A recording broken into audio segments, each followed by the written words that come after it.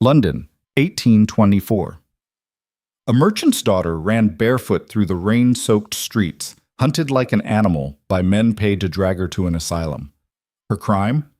Discovering that her stepmother had forged her father's will and planned to lock her away forever. With nowhere to turn and no one to trust, Eliza Harrow made the most reckless decision of her life. She climbed into a stranger's carriage and demanded sanctuary from a man who could destroy her with a single word. What happens when a woman with nothing to lose meets a duke with everything to protect? Stay until the end to find out how a desperate fugitive became the mistress of one of England's most powerful estates. And if you're already hooked, hit that like button and tell us in the comments what city you're watching from. The rain fell like knives. Eliza Harrow's lungs burned as she ran, her bare feet slapping against the cobblestones with each desperate stride. The hem of her dress, once a respectable dove-gray silk, now torn and mud-splattered, dragged behind her like an anchor. She could hear them behind her, the boots, the shouts, the low, predatory laughter of men who knew their prey was tiring. There! Down, Cheapside! She didn't look back. Looking back meant slowing down, and slowing down meant death. Or worse, the asylum. The place her stepmother, Constance, had so carefully arranged. The place where inconvenient daughters disappeared forever, their inheritances signed away by trembling hands and broken spirits. Eliza's father had been dead 3 months. 3 months, and already Constance had moved with surgical precision. The forged will, the bought-off solicitor, the quiet arrangements with Dr. Pembroke and his private hospital for the mentally afflicted. How convenient, Eliza thought bitterly, that grief can look so much like madness to the right observer. She'd discovered the plot purely by accident, a misplaced letter, a conversation overheard through a door left carelessly ajar. By the time she'd understood the full scope of Constance's plan, the men were already at the door. She'd run. Now, as the rain turned the London streets into rivers of filth and the gas lamps flickered like dying stars, Eliza realized she'd made a fatal error. She'd run without thinking, without planning, without understanding that a woman alone in London at night was already condemned. The alley ahead dead-ended into a brick wall. Her heart stopped. Behind her, the footsteps grew louder, closer. She spun, chest heaving, and saw them emerge from the rain like demons conjured from smoke. 3 men, large, well-fed, dressed in the kind of rough clothes that spoke of dockside taverns and casual violence. The leader, a bull-necked man with a scar bisecting his left eyebrow, smiled. It was not a pleasant expression. "End of the road, miss," he said, his voice surprisingly gentle. "Now, we can do this easy or we can do this hard. Either way, you're coming with us." "I'll scream," Eliza said, hating how her voice shook. "Scream all you like," the man replied. "Ain't nobody in this part of town who'll lift a finger. They know better." He was right. She could see it in the darkened windows above, the way curtains twitched and then fell still. The East End knew when to look away. The man took a step forward. Eliza's mind raced. She could fight. She would fight, but 3 against 1 were impossible odds. She could scream anyway, hope for a miracle. Or she could... A sound cut through the rain, the clatter of hooves, the rattle of wheels on stone. A carriage turned into the alley, sleek and black and utterly out of place in this neighborhood. It was the kind of carriage that belonged in Mayfair, not Cheapside. The kind that cost more than most men earned in a lifetime. It rolled to a stop between Eliza and her pursuers. For a moment, no one moved. The rain continued to fall, drumming against the carriage roof with relentless intensity. Then the door opened. "Get in!" The voice was male, cultured, and carried the kind of absolute authority that expected obedience without question. Eliza couldn't see the speaker. He remained in shadow within the carriage. But she didn't hesitate. She ran. The scarred man lunged, his meaty hand grasping for her arm, but she was already diving through the open door. She landed in an undignified heap on the carriage floor, her wet dress tangling around her legs. "Drive!" the voice commanded. The carriage lurched into motion. Through the window, Eliza saw the scarred man's face twist with rage, saw him reach for the door handle. Then the driver cracked his whip, and the horses surged forward, and the men fell away into the rain-soaked darkness. Eliza lay on the floor, gasping, her entire body shaking with exhaustion and terror and the kind of wild, desperate relief that comes from narrowly escaping death. "You may sit up," the voice said dryly, "though I confess your current position is certainly memorable." Eliza pushed herself upright, shoving wet hair from her face with trembling hands. For the first time, she got a clear look at her rescuer. He sat across from her, one leg crossed over the other. His posture relaxed in a way that suggested he dealt with hysterical, rain-soaked women climbing into his carriage on a regular basis. Which, Eliza thought with a touch of hysteria, he almost certainly did not. He was perhaps 30, with dark hair and darker eyes that studied her with an intensity that made her skin prickle. His face was all sharp angles and hard edges, aristocratic bones beneath pale skin that suggested too much time indoors and not enough time enjoying whatever it was aristocrats enjoyed. There was something predatory about him, she thought, something that suggested he was far more dangerous than the men she'd just escaped. He was also, she realized with a sinking sensation, quite possibly the most powerful man in England. "You're the Duke of Thornfield," she whispered. Adrian Vale, Duke of Thornfield, raised one dark eyebrow. "And you are a young woman fleeing through Cheapside in the rain without shoes. I confess, I'm curious which of us is in the more unusual situation." Despite everything, Eliza felt a laugh bubble up in her throat. It came out half sob, but it was there nonetheless. "I'm sorry," she managed. "I didn't mean I had nowhere else. They were going to—" "Breathe," the Duke interrupted, his voice cutting through her rising panic with surgical precision. "Breathe and then explain, slowly. Begin with your name." Eliza drew a shuddering breath, then another. The carriage swayed beneath her as it navigated the London streets, carrying her away from Cheapside and her pursuers and everything she'd ever known. "Eliza," she said finally. "Eliza Harrow. My father was Thomas Harrow. He owned ships, merchant vessels in the India trade." Recognition flickered across the Duke's face. "I knew Thomas Harrow. He died recently. 3 months ago." Eliza's hands clenched in her wet skirts. "And now my stepmother is trying to have me declared insane so she can claim his entire estate." The Duke's expression didn't change, but something shifted in his eyes, a sharpening of interest. "Continue." So she did. The words spilled out in a torrent, the forged will, the bought solicitor, the asylum, the men at her door. She told him everything because she had nothing left to lose, and because something about this cold, dangerous man suggested he might actually listen. When she finished, silence filled the carriage. "Your stepmother is Constance Harrow?" the Duke asked finally. "Yes." "Nay, Constance Wellesley?" Eliza blinked. "Yes. How did you—" "I make it my business to know people who have flexible relationships with the truth," the Duke said. "Your stepmother married 3 times before your father. Each husband died conveniently wealthy and intestate. Your father was the first to actually have heirs who might complicate her plans." The casual way he said it made Eliza's blood run cold. "You knew. You knew what she was, and you never—" "I suspected," the Duke corrected. "Suspicion is not proof, and your father was a grown man capable of making his own choices, no matter how catastrophically foolish." He leaned forward slightly, his dark eyes pinning her in place. "The question now is what to do with you." Eliza's breath caught. "You're going to help me?" "I'm going to decide whether helping you is worth the considerable trouble it will cause," the Duke replied. "You have no proof of your stepmother's crimes, no allies, no resources. You are, in the eyes of the law, a hysterical young woman making wild accusations against her guardian."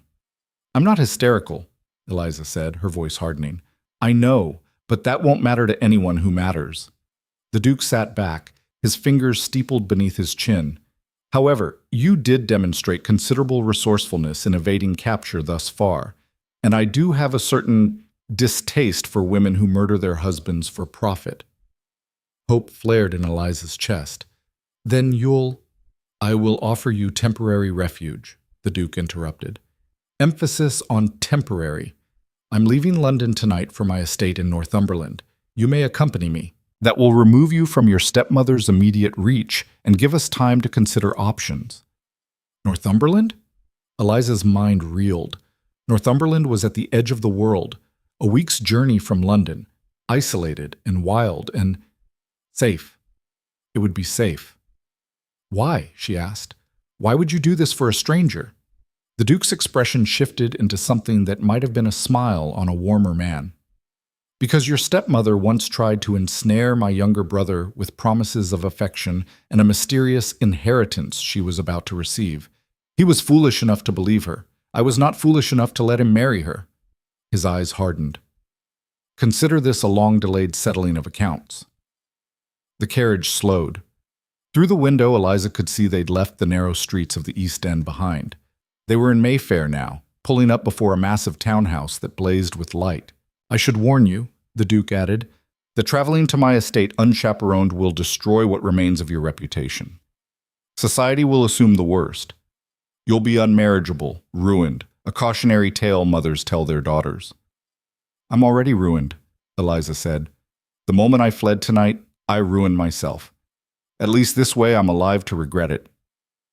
The Duke studied her for a long moment. Then he nodded, as if she'd passed some invisible test. Practical. Good. Sentiment is the enemy of survival. He reached across and pulled a bell cord. My housekeeper will find you dry clothes and a meal. We leave in 2 hours. Pack light. I have nothing to pack, Eliza said. Then you'll travel lighter than most. The carriage door opened, revealing a stern-faced woman in black bombazine who looked as though she'd been carved from granite.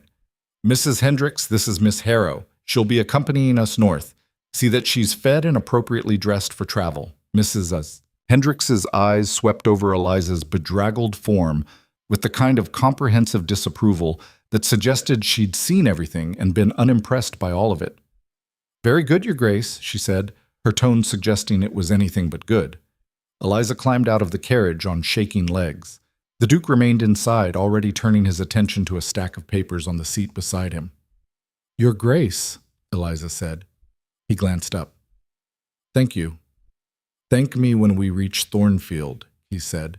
The journey is long and dangerous, and I make no promises beyond shelter. You may yet regret climbing into my carriage, Miss Harrow. The door closed. The carriage rolled away toward the mews. Mrs. Hendricks sniffed. Well, come along then. We've a great deal to do and precious little time to do it in. Eliza followed the housekeeper into the massive house, her bare feet silent on marble floors that probably cost more than her father's entire shipping business. She should have felt grateful, relieved, safe. Instead, all she felt was the weight of the Duke's final words. You may yet regret climbing into my carriage. She had a feeling he was right. The next 2 hours passed in a blur of activity. Mrs. Hendricks, despite her forbidding exterior, proved ruthlessly efficient. Within minutes of entering the townhouse, Eliza found herself stripped of her ruined dress, scrubbed clean by brisk, impersonal hands, and dressed in borrowed clothing that was only slightly too large. These belonged to the late Duchess, Mrs. Hendricks said, her tone softening fractionally. Her Grace was of a similar build, though perhaps an inch taller. They'll serve until we can have something proper made. Eliza ran her hands over the traveling dress, deep blue wool with minimal ornamentation, practical and well made. The Duke's wife? Dead these 5 years. Mrs. Hendricks's expression shuddered. Now eat. You look half-starved. The meal was simple but substantial. Bread, cold meat, cheese, strong tea. Eliza forced herself to eat slowly despite her ravening hunger. She'd learned long ago that eating too quickly after deprivation led only to illness. Around her, the household was in controlled chaos. Servants moved through the halls with quiet purpose, loading trunks, securing baggage, preparing for the Duke's departure. No one spoke to her directly, but Eliza felt their eyes. The speculation. The disapproval. A woman traveling alone with the Duke. They knew what that meant, or thought they did. She should care. She should be mortified, horrified, desperate to preserve whatever scraps of reputation remained to her. She found she couldn't summon the energy. Reputation was a luxury for women with choices. She had none. Miss Harrow. Eliza looked up to find a tall, cadaverous man in impeccable evening dress standing in the doorway. The butler, she assumed. His Grace requires your presence in the library. She followed him through a maze of corridors to a room lined floor to ceiling with books. The Duke stood by the fire, still dressed in the same dark coat he'd worn in the carriage, a glass of amber liquid in his hand.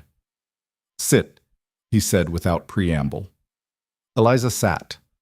The Duke remained standing, studying her with that same unsettling intensity. "We need to establish certain facts before we leave London. First, do you have any other family? Anyone who might shelter you?" "No one," Eliza said. "My mother died when I was 8. My father's sister lives in Boston, but she and my father hadn't spoken in 20 years. I have no one." "Second, are you willing to work?" Eliza blinked. "Work?" "I'm not offering charity, Miss Harrow. I'm offering a trade. Shelter in exchange for service." The Duke's eyes narrowed. "I have a son, Julian. He's 7 years old, intelligent, and has driven away 3 governesses in the past year. He needs a tutor, someone educated and patient enough to withstand his particular brand of resistance." "You want me to teach your son?" "Among other things?" The Duke set down his glass. "My estate manager informs me the household accounts are a disaster. The previous steward died 6 months ago, and his replacement appears to be either incompetent or embezzling, possibly both. Your father was a successful merchant. I assume he taught you something of accounts and finance?" "He taught me everything," Eliza said quietly. "He had no sons. I was his apprentice in all but name." "Perfect. You'll audit the accounts, tutor Julian, and make yourself generally useful. In exchange, you'll have shelter, safety, and time to plan your next move." The Duke's expression hardened. "But understand this. Thornfield Manor is isolated.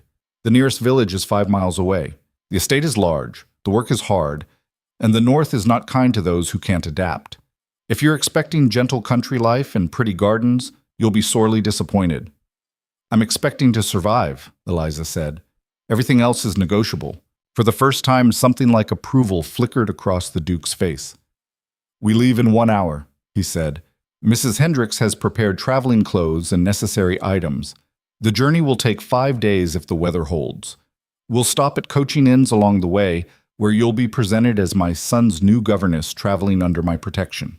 That's thin enough cover to avoid complete scandal, though it won't prevent talk." "I understand." "Do you?" The Duke moved closer, and Eliza had to fight the urge to lean back. "Society is vicious to women who step outside its bounds. They'll call you a whore, and worse. They'll say you seduced your way into my household. They'll make your life a living hell if you ever try to return to London." "Then I won't return," Eliza said steadily. "London has nothing for me but an asylum or a grave." The Duke studied her for a long moment. Then he nodded. "One more thing," he said. "Julian lost his mother when he was 2. He doesn't remember, which somehow makes it worse. He's learned to push people away before they can leave him. Every governess, every tutor, every adult who's tried to connect with him, he's driven them all off. He's testing them, seeing if they'll stay or if they'll abandon him, like everyone else eventually does." "You haven't abandoned him," Eliza pointed out. "I'm his father. I don't have a choice." The Duke's voice was flat, emotionless.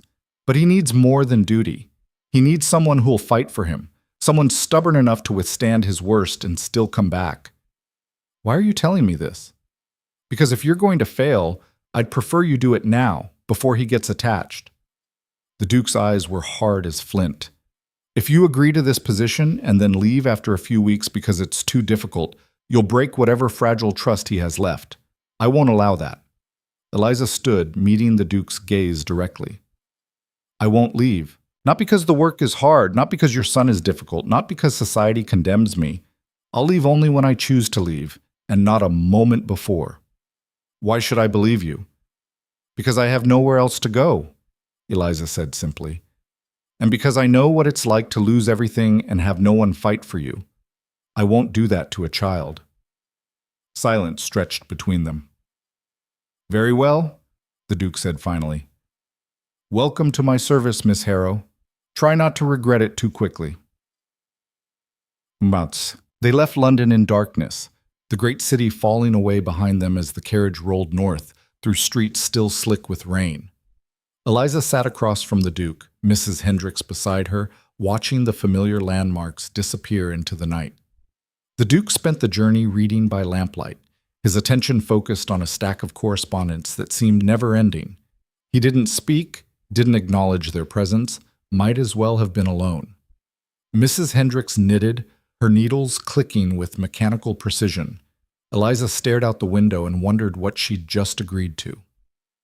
They stopped twice before dawn, once to change horses, once because a cart had overturned and blocked the road. Both times the Duke remained in the carriage, distant and unapproachable. Mrs. Hendricks dispensed commands to the servants with the kind of authority that suggested she ran the Duke's household with an iron fist. No one asked Eliza's opinion about anything. Dawn came gray and cold, revealing a landscape increasingly unfamiliar. They'd left the soft, rolling hills of the south behind. Now the land grew harder, rockier, dotted with stone walls and stunted trees that bent beneath prevailing winds. "We're in Yorkshire now," Mrs. Hendricks said, noticing Eliza's attention. "2 more days to Northumberland if the roads stay clear." "Is it always this bleak?" "This is spring, child. You should see it in winter." Mrs. Hendricks' needles didn't pause. "But it's beautiful in its own way, harsh but honest. The land doesn't lie to you here. If you're not strong enough, it'll break you. If you are, it'll make you stronger." "Which did it do to you?" For the first time, Mrs. Hendricks smiled. It transformed her stern face into something almost kind. "Both," she said, "and both were necessary." They stopped that night at a coaching inn called the King's Rest. It was clean enough, though the mattresses were lumpy and the walls thin enough that Eliza could hear every sound from the adjacent rooms. She lay awake for hours, her mind churning. 24 hours ago, she'd been in London, safe in her father's house, ignorant of the trap closing around her. Now she was hundreds of miles away, traveling toward an isolated estate with a cold, dangerous Duke and his damaged son, her reputation in tatters, her future uncertain. She should be terrified. Instead, for the first time in months, she felt something like hope. The second day of travel passed much like the first. The Duke read. Mrs. Hendricks knitted. Eliza watched the landscape grow increasingly wild and beautiful. That evening, they stopped at a larger inn near the Scottish border. The Duke disappeared into a private dining room with the innkeeper. Mrs. Hendricks retired early, leaving Eliza alone in the common room with a cup of tea and her thoughts. "You're new." Eliza looked up to find a woman perhaps 10 years her senior studying her with frank curiosity. She was well-dressed but not fashionable, her hair practical rather than styled. "I'm traveling north," Eliza said carefully. "With the Duke of Thornfield." The woman sat down uninvited. "The whole inn's talking about it. You're either very brave or very foolish." "Perhaps both." The woman laughed. "I like you. I'm Margaret Whitmore. My husband's a solicitor in Newcastle. We're returning from London." She leaned forward conspiratorially. "The Duke's quite handsome in that brooding, dangerous way. Are you his mistress?" "I'm his son's governess." "Ah, that's what they all say." Margaret's eyes sparkled with mischief. "But really, are you all right? You look like you've been through hell." The kindness in her voice almost undid Eliza. She'd been operating on pure survival instinct for so long that simple human compassion felt like a physical blow. "I'm better than I was," she managed. Margaret studied her. "Well, if you ever need help or just someone to talk to, we're in Newcastle. Margaret Whitmore. Anyone can tell you where to find us." She stood. "And for what it's worth, I think you're brave. The North eats weak women alive. You don't look weak." She left before Eliza could respond. Alone again, Eliza finished her tea and climbed the stairs to her room. Through the window, she could see the moon rising over distant hills, silver and cold and beautiful. Somewhere out there, past those hills, lay Thornfield Manor, her new home, her new prison, her new chance at survival. She'd make it work. She had no choice. The alternative was death, madness, or worse. And Eliza Harrow had decided, somewhere between fleeing through the rain-soaked streets of London and climbing into a stranger's carriage, that she would survive, no matter what it cost. The gates of Thornfield Manor appeared through morning mist like something from a nightmare. Eliza pressed her face to the carriage window, her breath fogging the glass.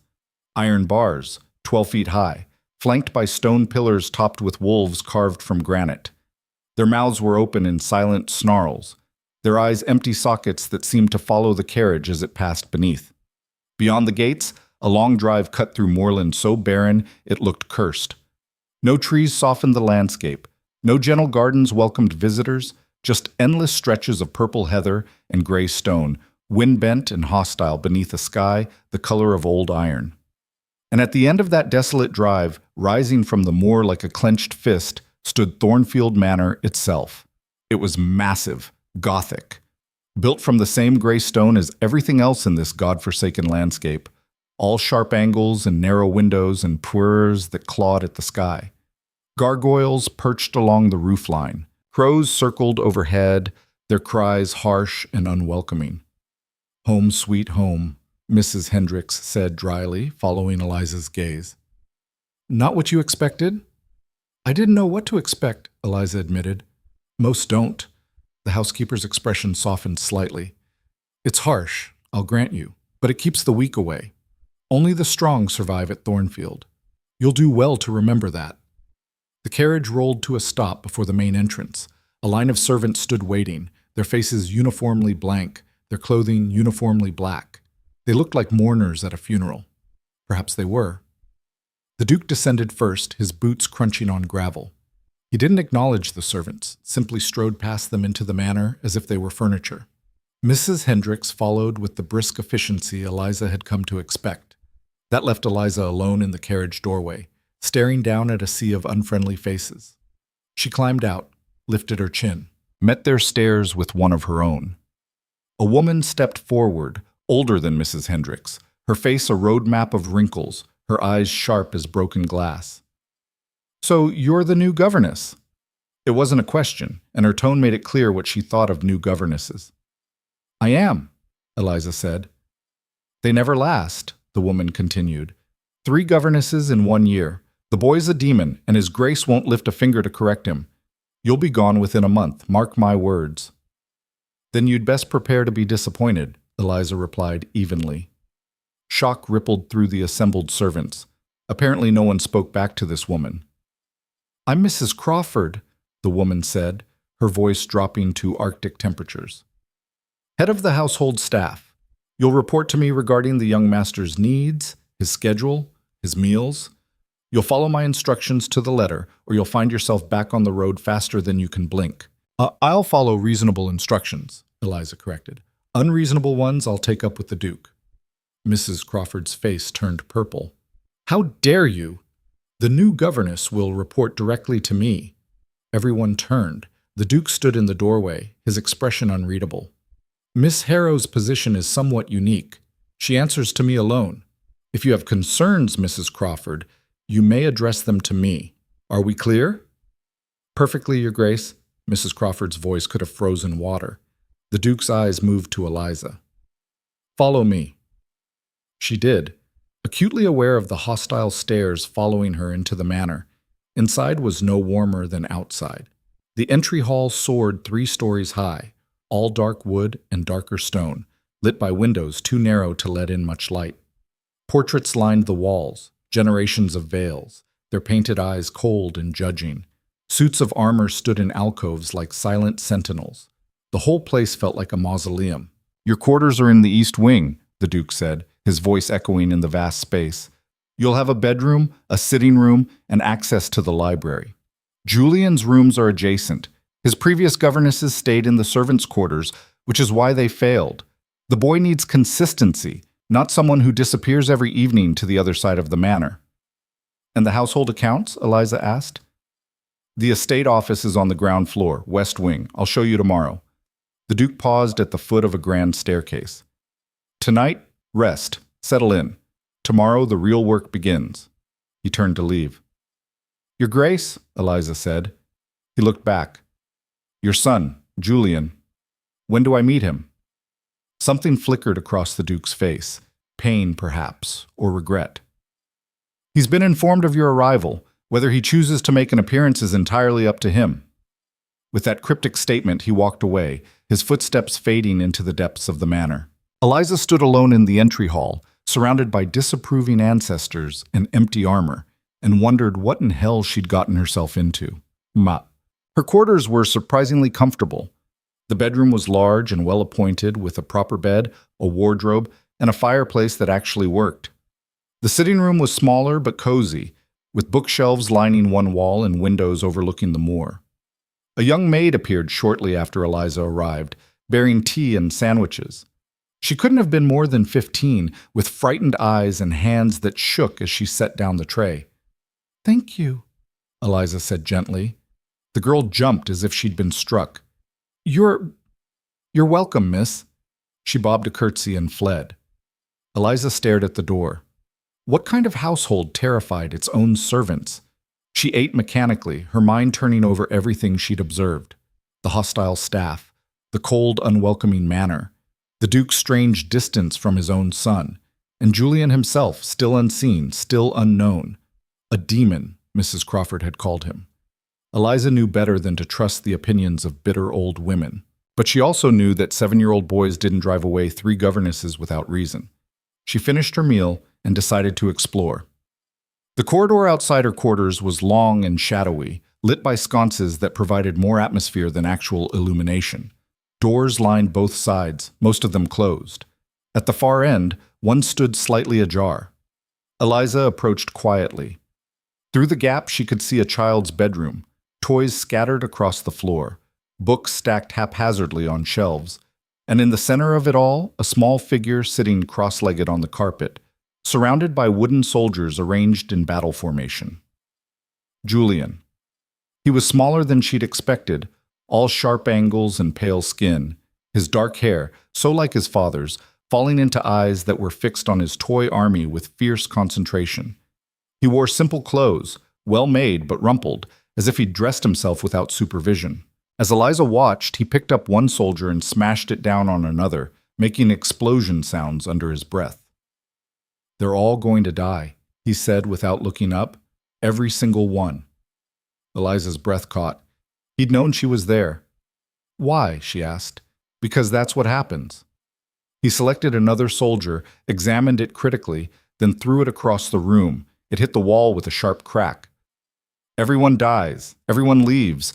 So I kill them first." He looked up then, and Eliza saw his father's eyes staring out of a child's face, cold, assessing, already hardened against disappointment. "You're the new governess," he said flatly. "You won't last either." "Why not?" "Because I won't let you." He turned back to his soldiers. "You can leave now. I don't need anyone." Eliza stepped into the room. "I'm Eliza Harrow, and I'm not leaving." "Yes, you will. They all do." He crashed 2 more soldiers together. "Mrs. Peterson left after I put a frog in her tea. Miss Bellamy left after I locked her in the closet. Miss Thompson left after I cut all the buttons off her dresses." "Impressive," Eliza said. "Creative, even, but ultimately pointless." That got his attention. He stared at her, clearly unused to adults who didn't gasp in horror at his misdeeds. "Why pointless?" "Because none of those things actually solved your problem," Eliza said. She sat down on the floor across from him, ignoring his look of shock. Apparently adults didn't sit on floors at Thornfield. "You don't want governesses to leave because you're cruel. You want them to leave because you're terrified they'll leave anyway, so you make it happen on your terms. That way it feels like your choice instead of your failure." Julian's face went white. "You don't know anything about me." "I know what it's like to lose your mother," Eliza said quietly. "Mine died when I was 8. I know what it's like to watch your father remarry someone who doesn't love you. I know what it's like to feel completely alone in a house full of people." "My father loves me," Julian said, but his voice wavered. "I'm sure he does. But love from a distance isn't the same as being there, is it?" Silence. Then very quietly, "He's always working, always busy, always somewhere else." "Yes," Eliza said. "That's what adults do when they're grieving. They work so they don't have to feel." Julian picked up another soldier, turning it over in his small hands. "Are you going to try to make me like you?" "No." He blinked. "No?" "I'm not here to make you like me," Eliza said. "I'm here to teach you, to keep you safe, and to be someone you can rely on. Whether you like me or not is entirely your choice." "And if I put a frog in your tea? Then I'll put a spider in your bed," Eliza replied calmly. And I promise you, mine will be bigger and more terrifying than yours. For the first time, something that might have been a smile tugged at Julian's mouth. You wouldn't. Try me. They regarded each other across the battlefield of toy soldiers. You're strange, Julian said finally. So I've been told. The other governesses cried when I was mean to them. I don't cry easily. Why not? Because I've already survived worse than anything a 7-year-old can devise, Eliza thought. But she said only, because crying doesn't solve problems. Action does. Julian considered this. Then, deliberately, he picked up one of his soldiers and held it out to her. This one's a lieutenant. He's in charge of the cavalry. Eliza took the soldier carefully, understanding the significance of the gesture. What's his name? He doesn't have one. Names make you care. Caring makes it hurt when they die. Then we'll call him Lieutenant Nameless, Eliza said, and we'll make sure he survives the battle. Someone should. Julian stared at her. Then, very slowly, he began rearranging his army, creating defensive positions instead of suicidal charges.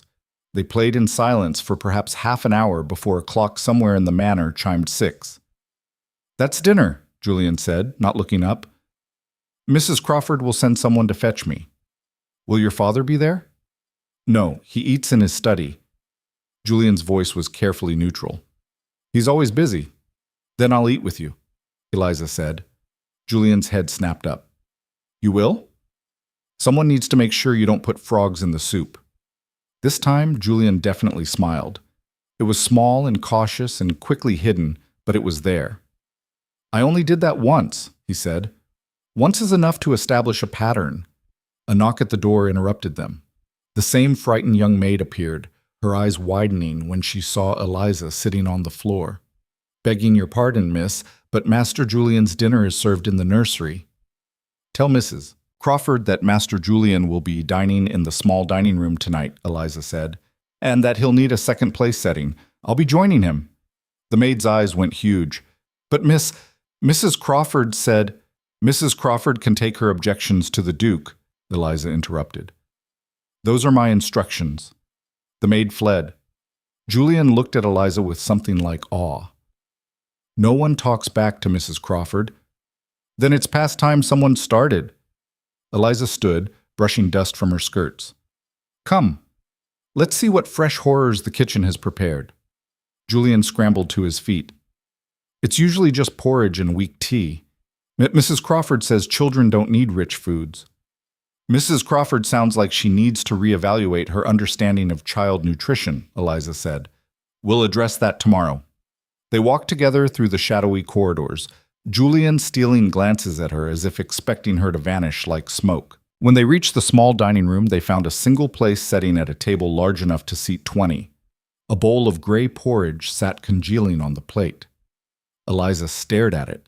Then she walked to the bell pull and yanked it hard enough to nearly tear it from the wall. A different servant appeared this time, a harried-looking woman with flour on her apron. Yes, miss? Is this what Master Julian eats every evening? It's what Mrs. Crawford ordered, miss. She says, I don't care what Mrs. Crawford says. Eliza's voice was ice. This is a child, not a prisoner. He'll have proper food, meat, vegetables, bread, and something sweet for dessert. And tea with milk and sugar, not this weak dishwater. Every evening, starting tonight. But Mrs. Crawford is not Master Julian's governess. I am. Eliza leaned forward slightly. Now, can the kitchen prepare a proper meal, or do I need to do it myself? The woman's eyes darted to Julian, who was watching the exchange with undisguised fascination. We can prepare it, miss. It'll take perhaps 20 minutes. Excellent. We'll wait. The woman hurried away. Julian climbed into a chair, his legs dangling well above the floor. You're really not afraid of her, are you, Mrs. Crawford? Should I be? Everyone else is. I'm not everyone else. Eliza sat across from him. And I suspect Mrs. Crawford's power comes from people being afraid to challenge her. Bullies are always strongest when no one stands up to them. My father doesn't stand up to her. Your father has an entire estate to manage. He probably doesn't realize how bad things have gotten in his own household. Eliza studied the boy. How long has it been like this? The porridge, the nursery isolation. Julian shrugged. Since Mother died, I think. I don't really remember before. 5 years. 5 years of this cold, hostile environment, with a grieving father too lost in his own pain to notice his son being slowly starved of both food and affection. Eliza felt rage building in her chest. She tamped it down. Rage was useless. Action was what mattered. Things are going to change, she said quietly. You can't change things. You're just a governess. Watch me. The meal, when it arrived, was simple but substantial. Roast chicken, potatoes, carrots, fresh bread, and an apple tart that made Julian's eyes go wide. Is this all for me? He asked. For both of us, Eliza corrected. We're eating together, remember? They ate in comfortable silence. Julian attacked his food with the single-minded intensity of someone who'd been hungry for far too long. Eliza made a mental note to speak with the kitchen about increasing his portions gradually. Too much rich food after prolonged deprivation could make him sick. This is the best meal I've ever had, Julian said around a mouthful of chicken. That's deeply concerning, Eliza replied. But we'll fix it. After dinner, she walked him back to his rooms. At his door, he paused. Miss Harrow? Yes? Are you really not going to leave? The vulnerability in his voice nearly broke her heart. I really am not going to leave, she said firmly. Not because of frogs, not because of locked closets, not because of cut buttons. You're stuck with me, Julian. Get used to it. He nodded slowly. Then, in a voice so quiet she almost didn't hear it, Good. He disappeared into his room before she could respond. Eliza stood in the corridor for a long moment, processing what had just happened. She'd won the first battle. The boy was willing to give her a chance. Now came the hard part. She made her way back to her quarters, her mind already planning. Tomorrow she'd tackle the household accounts. She'd establish proper routines for Julian. She'd start the slow, careful work of undoing 5 years of neglect. A shadow moved at the end of the corridor. Eliza froze. Who's there? The Duke stepped into the light. His expression was unreadable, but his eyes held something that might have been approval. I heard you terrorize my staff, he said. I corrected an unacceptable situation, Eliza replied. Your son was being fed prison rations and isolated like a criminal. That ends now. Mrs. Crawford has run this household for 20 years. Then she's had 20 years to learn better. Eliza met his gaze steadily. If you have a problem with how I'm managing Julian's care, dismiss me. But I won't stand by and watch a child be mistreated, not even to preserve household harmony. The Duke studied her. Then, to her surprise, his mouth curved into something almost like a smile. I heard you sat on the floor with him, played with toy soldiers. He needed someone at his level, not another adult looking down at him. But the other governesses maintained proper distance, professional boundaries. The other governesses failed, Eliza said bluntly. Professional distance is what got them locked in closets. Julian doesn't need another authority figure. He needs someone who sees him as a person, not a problem to be managed. And you think you can be that person? I know I can. Eliza's voice softened slightly. He's not a demon, Your Grace. He's a lonely, grieving child who's learned that everyone he cares about eventually leaves. So he strikes first. It's a defense mechanism, not a character flaw. You gleaned all that from one conversation? I recognized all that from my own experience. Eliza held his gaze. We're more alike than you might think, Julian and I. Both of us lost our mothers too young. Both of us watched our fathers retreat into grief. Both of us learned to survive in hostile environments. The Duke was quiet for a long moment. When he spoke again, his voice was rough. He smiled at you. I saw it through the window. A small smile. It's a start. He hasn't smiled in 2 years. The Duke's control cracked slightly, revealing the grief beneath. Not since the last governess he actually liked died of pneumonia. He was 5. He told me he was glad she was gone because now she couldn't leave him. The weight of that statement settled over them both. He'll smile again, Eliza said quietly, more than once. You have my word. Don't make promises you can't keep, Miss Harrow. I don't. She moved toward her door. Good night, Your Grace. Eliza. She turned back. Thank you, the Duke said, for seeing my son when I've been too blind to look. He walked away before she could respond. his footsteps echoing in the dark corridor. Eliza entered her rooms and closed the door, leaning against it as the day's events caught up with her. She was exhausted, wrung out, functioning on pure adrenaline and stubbornness. But she'd done it. She'd made it through the first day. She'd won Julian's cautious trust. She'd established her authority with the staff. Now she just had to maintain it. Tomorrow, she told herself. Tomorrow she'd worry about Mrs. Crawford's revenge, the hostile staff, the mountain of work ahead. Tonight, she'd won a small victory. It was enough. Morning came cold and gray, the moor outside her window shrouded in fog. Eliza dressed quickly in one of the late Duchess's gowns, practical dark wool that wouldn't show dirt, and made her way downstairs. The estate office was exactly where the Duke had said it would be, a large room dominated by a massive desk buried beneath avalanches of paper. Ledgers were stacked haphazardly on shelves. File boxes overflowed onto the floor. The whole place looked like a hurricane had torn through it. Eliza stood in the doorway, surveying the disaster, and felt something almost like joy. This, at least, was a problem she knew how to solve. She spent the morning sorting, organizing, creating order from chaos. The late steward's records were meticulous up until about 6 months before his death, then descended into increasingly erratic notation. The current steward's records were worse, sloppy, incomplete, and in some cases outright falsified. By noon, Eliza had uncovered at least 3 instances of obvious embezzlement. She was so focused on the ledgers she didn't hear the door open. "Good afternoon, Miss Harrow." Eliza looked up to find Mrs. Crawford standing in the doorway, her expression venomous. "Mrs. Crawford." "I thought we should have a conversation," the older woman said, closing the door behind her. "About your position here." "My position is secure," Eliza said evenly. "The Duke himself hired me." "The Duke hires many people. He also dismisses them when they become problematic." Mrs. Crawford moved closer. "You've been here one day, and already you're causing chaos, demanding special meals, undermining my authority, treating the young master like a pet project." "I'm treating him like a child who deserves proper nutrition and care." "You're spoiling him, making him soft.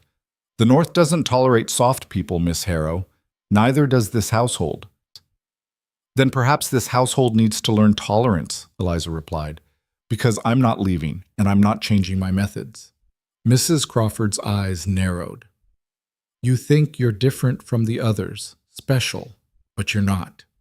You'll fail just like they did, and when you do, I'll be here to pick up the pieces. You'll be disappointed."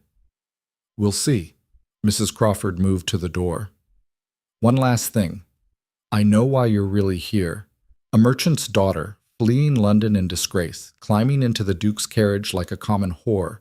You think I don't know about your stepmother? About the scandal?" Eliza's blood ran cold. "How? I have friends in London. They write me letters, very informative letters." Mrs. Crawford smiled, and it was a terrible expression. "So here's what's going to happen. You'll do your job quietly, without making waves, without challenging my authority, and in return, I won't share what I know with the rest of the staff. Because once they learn you're not just a governess, but a disgraced woman running from the law, your position here will become untenable." "I'm not running from the law. I'm running from fraud." "Is that what you call it? Because the letters I received suggest your stepmother had you declared mentally incompetent. Legally, you're a fugitive from lawful guardianship. The Duke might protect you now, but will he continue to do so when he learns you lied about your circumstances?" "I didn't lie. You omitted. Same thing." Mrs. Crawford opened the door. "Think about it, Miss Harrow. Cooperate or be exposed. Your choice." She left. Eliza sat frozen, her heart hammering against her ribs. This was worse than she'd anticipated. Mrs. Crawford had leverage. Real leverage. If the household learned the full truth about her background, the Duke would have no choice but to dismiss her. He couldn't afford the scandal. And if she was dismissed, where would she go? Back to London? To Constance's asylum? She forced herself to breathe, to think. Mrs. Crawford was bluffing. She had to be. If she truly had information that damaging, she would have used it already, not held it in reserve as a threat, unless she was waiting for the perfect moment. Eliza turned back to the ledgers, but the number swam before her eyes. She couldn't focus, couldn't think past the cold certainty that she'd traded one trap for another. A knock at the door made her jump. "Miss Harrow!" It was the young maid from yesterday. "Master Julian is asking for you. He says it's time for his lessons." Eliza glanced at the clock. Nearly 1. She'd promised Julian she'd begin his formal education today. "Tell him I'll be there in 5 minutes," she said. The maid bobbed a curtsy and fled. Eliza closed the ledgers, locked the office door behind her, and made her way to Julian's rooms. Whatever Mrs. Crawford was planning, it would have to wait. Right now, a 7-year-old boy needed her. She found Julian in his sitting room, surrounded by books he had apparently pulled from the shelves at random. He looked up when she entered, his expression cautiously hopeful. "You came," he said. "I said I would." The other governesses said that too. Then they'd forget, or get busy, or decide I wasn't worth the trouble. "I'm not the other governesses." Eliza surveyed the scattered books. "What are we studying today?" "I don't know. They usually just made me recite things. Latin verbs, mathematical tables. It was boring." "Then we'll do something unboring," Eliza decided. "Can you read?" "Of course I can read. I'm not stupid." "Good. Then read me your favorite story." Julian blinked. "What?" "Your favorite story. The one you read when no one's watching. The one that makes you forget everything else." He hesitated, then pulled a battered book from beneath a cushion. "This one. But it's not educational. It's just adventure stories." Eliza took the book. Tales of the Seven Seas, pirate adventures by the look of it. "Perfect," she said. "Read me the first chapter, out loud." They spent the next hour reading together, Julian's voice growing stronger and more confident as he realized she wasn't going to criticize his choice or demand he switch to something more appropriate. When he stumbled over a word, she helped him sound it out. When he grew excited about a particularly thrilling passage, she let him reread it. By the end, he was flushed and happy, his earlier wariness forgotten. "Can we do this tomorrow?" he asked. "Tomorrow we'll work on mathematics," Eliza said. "But we'll use real-world problems, not abstract numbers. How much gold could a pirate ship carry? How fast would it need to sail to outrun a naval frigate? That sort of thing." Julian's eyes went wide. "You can do that?" "Mathematics is just a tool for solving problems. The problems might as well be interesting." The other governesses said mathematics was about discipline and rigor. The other governesses were wrong about a lot of things. Eliza stood. "Now, lunch. And this time, we're eating together again." They made their way to the small dining room where another proper meal waited.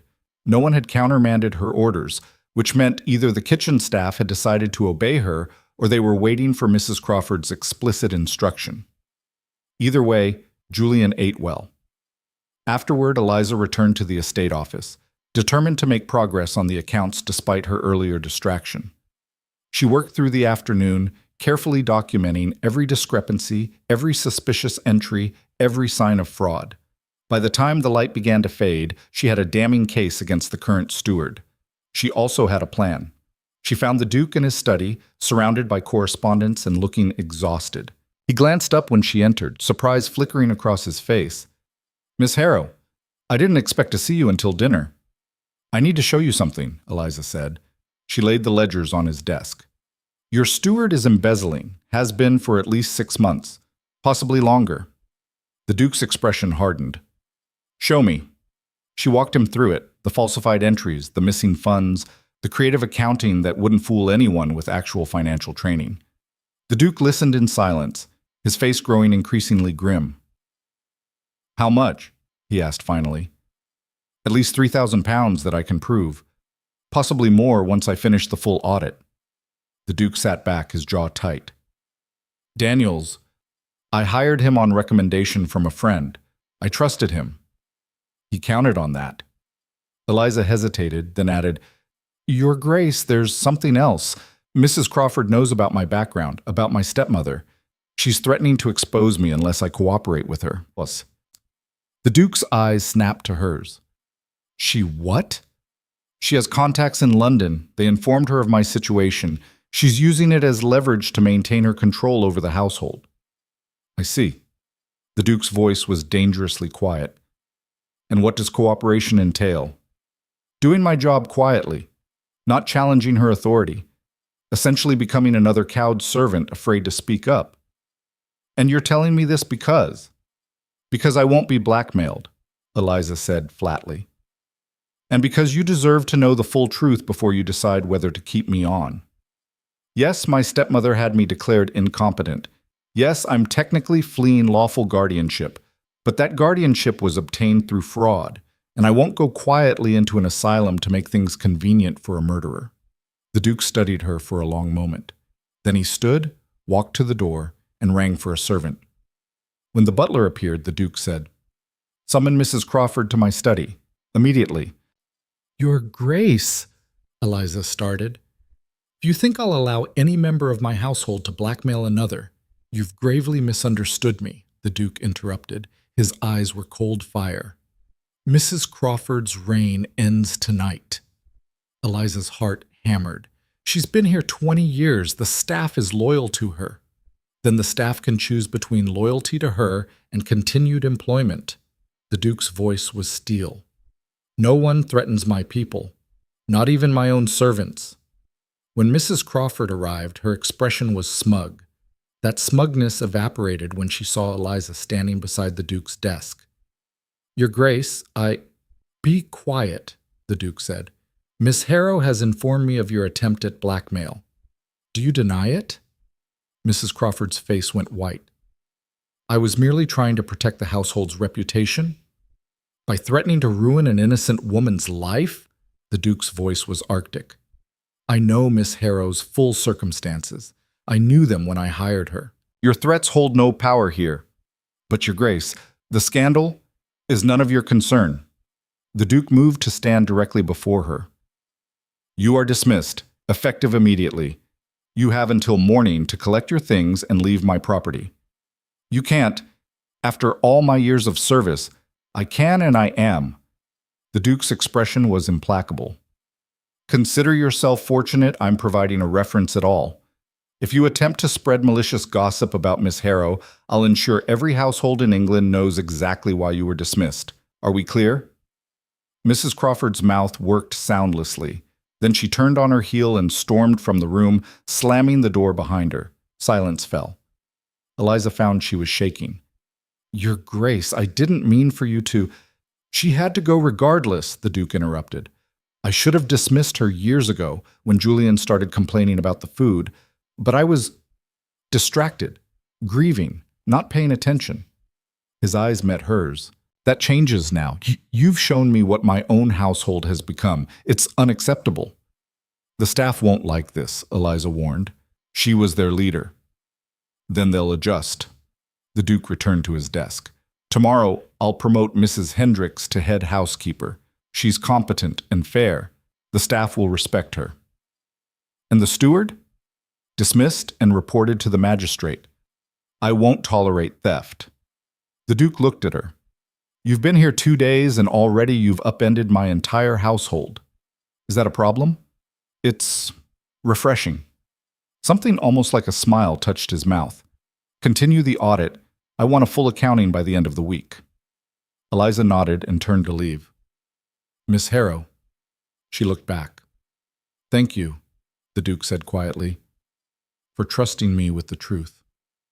Their eyes held for a moment. Then Eliza left, closing the door softly behind her.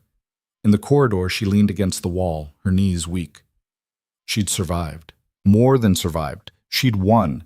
But as she made her way back to her quarters, she couldn't shake the feeling that the real battles were still ahead. She'd survived. More than survived. She'd won. But as she made her way back to her quarters, she couldn't shake the feeling that the real battles were still ahead. She was right. The morning after Mrs. Crawford's dismissal, Eliza woke to find her door had been painted with a single word in crude red letters, "Whore." She stared at it for a long moment, her stomach churning. Then she grabbed a bucket and scrub brush from the cleaning closet and removed it herself before anyone else could see. The paint came off easily enough. It was fresh, applied sometime in the night while she slept. A warning. A message. "You're not welcome here." She finished scrubbing just as the young maid appeared with her morning tea. The girl's eyes were red-rimmed, her hands shaking worse than usual. "Are you all right?" Eliza asked. The maid's face crumpled. "It's just, Mrs. Crawford was always so kind to me, miss. Gave me this position when my mum died. And now she's gone and everyone's saying it's your fault and—" She broke off, clearly terrified she'd said too much. "It's all right," Eliza said gently, though her chest felt tight. "You can speak freely." "They hate you, miss," the girl whispered. "All of them. They think you're an outsider who came here to destroy everything. They're saying Mrs. Crawford was right about you, that you're a fallen woman who seduced the Duke into protecting you." "Do you believe that?" The maid hesitated. "I don't know what to believe, miss, but I know you've been kind to me. That's more than most do." She fled before Eliza could respond. Eliza dressed slowly, her mind working. The household was in open rebellion. Mrs. Crawford's dismissal had turned the staff against her completely, and the Duke, for all his authority, couldn't force people to accept her if they'd already decided she was the enemy. She needed allies. She needed proof that she belonged here, that she was valuable, that she wasn't the villain they'd decided she was. The audit. If she could prove the steward's theft, if she could show the Duke she'd saved him thousands of pounds, maybe the staff would see her differently. It was a thin hope, but it was all she had. She spent the morning locked in the estate office, working through the final ledgers with grim determination. The evidence was damning. The steward, a man named Daniels, had been systematically embezzling funds for over a year, using the chaos after the late steward's death to cover his tracks. She was so focused on the numbers she didn't hear the door open until a voice said, "Well, well, the little detective at work." Eliza's head snapped up. A man stood in the doorway, mid-40s, well-dressed, with the kind of face that suggested he smiled often and meant it rarely. His eyes were cold despite the pleasant expression. "You must be Mr. Daniels," she said evenly, "and you must be the mysterious Miss Harrow." He closed the door behind him. "I've heard so much about you. The Duke's special project. The woman who arrived in the middle of the night with no references, no background, nothing but a pretty face and a talent for causing trouble." "I have plenty of background," Eliza replied. "I simply choose not to share it with people who haven't earned my trust." "Trust?" Daniels laughed. "That's rich, coming from someone who spent the past week digging through my work looking for mistakes." "I wasn't looking for mistakes. I was looking for theft, and I found it." His smile vanished. "Be very careful what you accuse me of, Miss Harrow."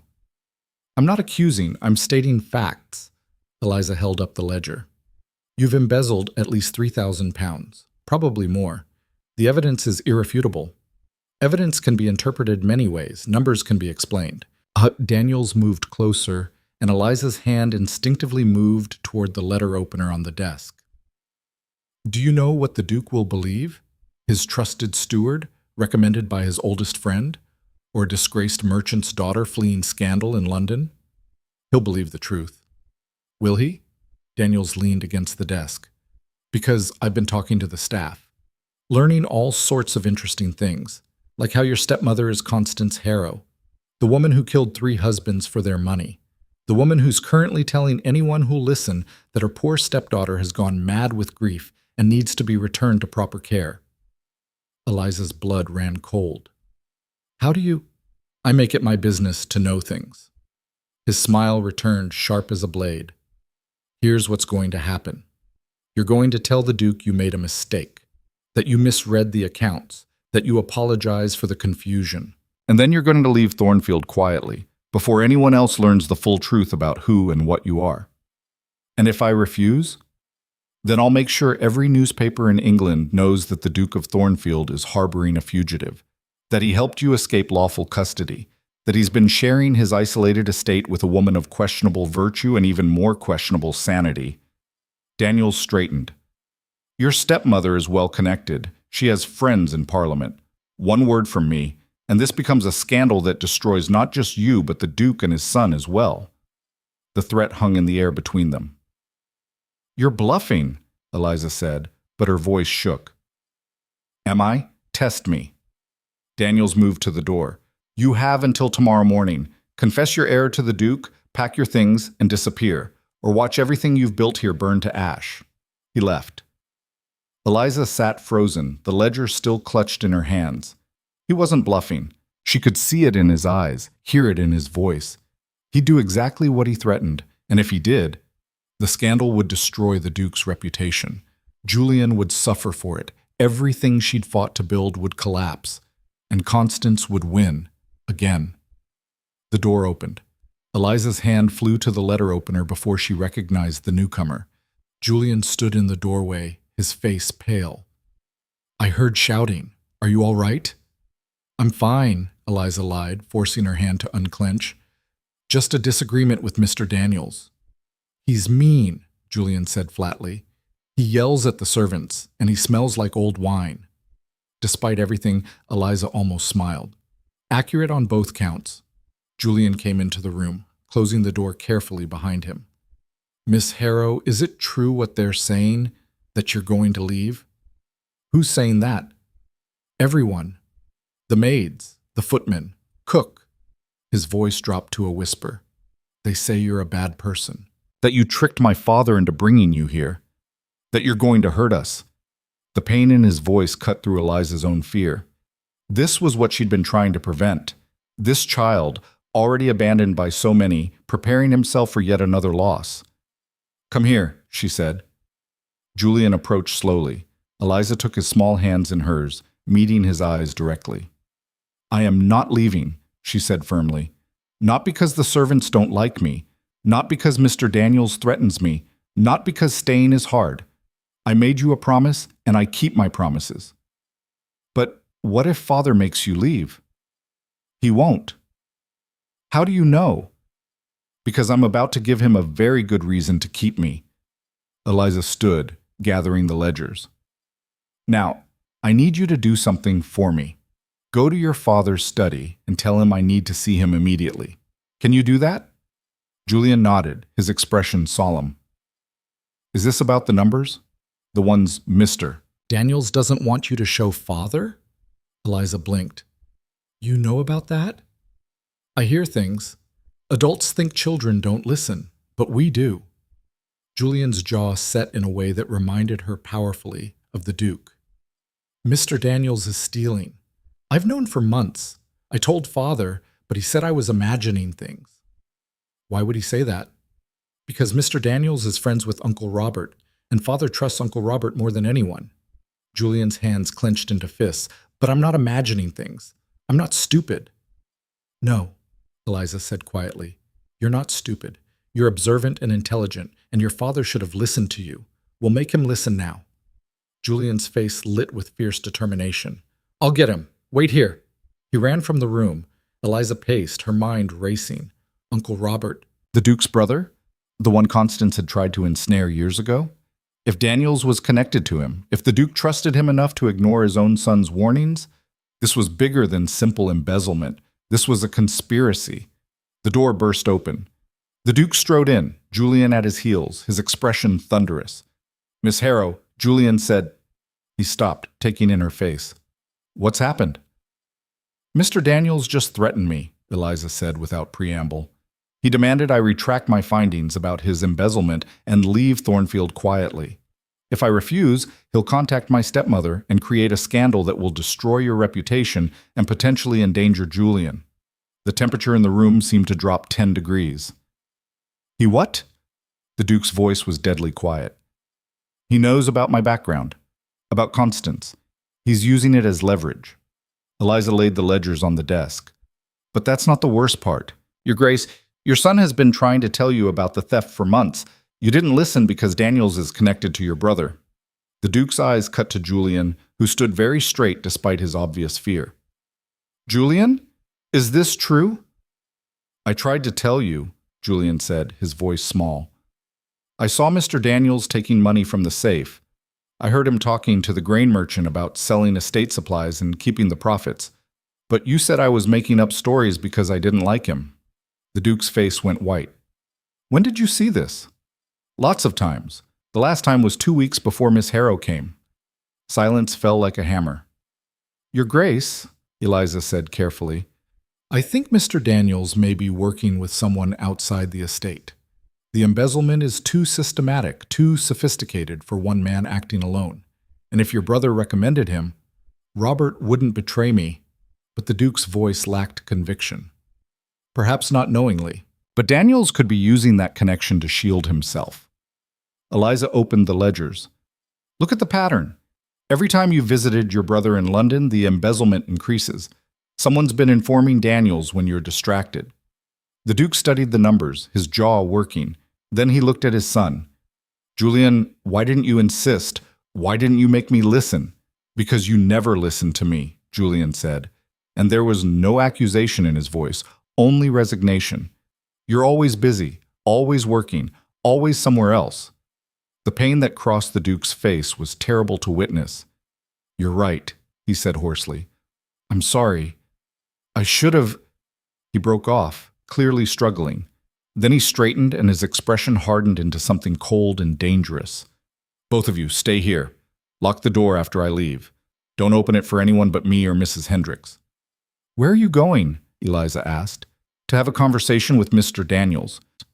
The Duke's eyes were ice. And to send a very pointed letter to my brother. He left.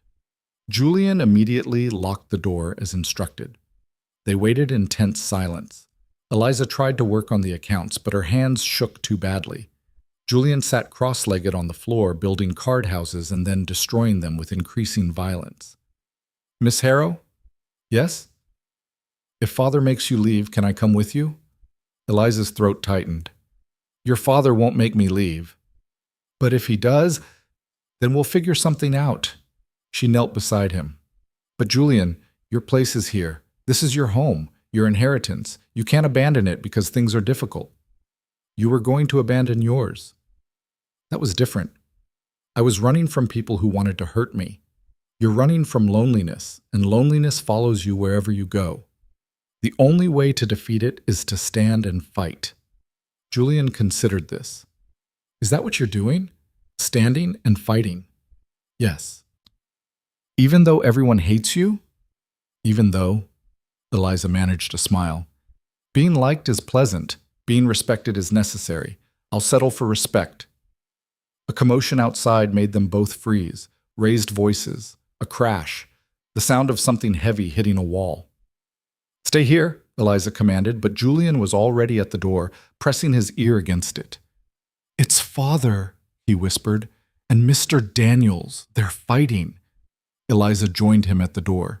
She could hear the Duke's voice, cold and controlled even in rage. Evidence is irrefutable, and you have one chance to explain yourself before I summon the magistrate.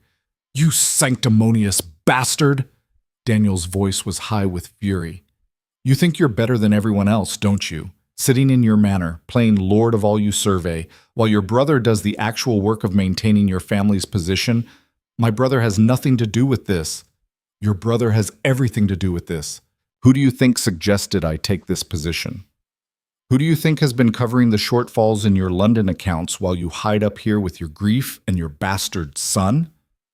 The silence that followed was absolute. Then the Duke's voice, so cold it burned.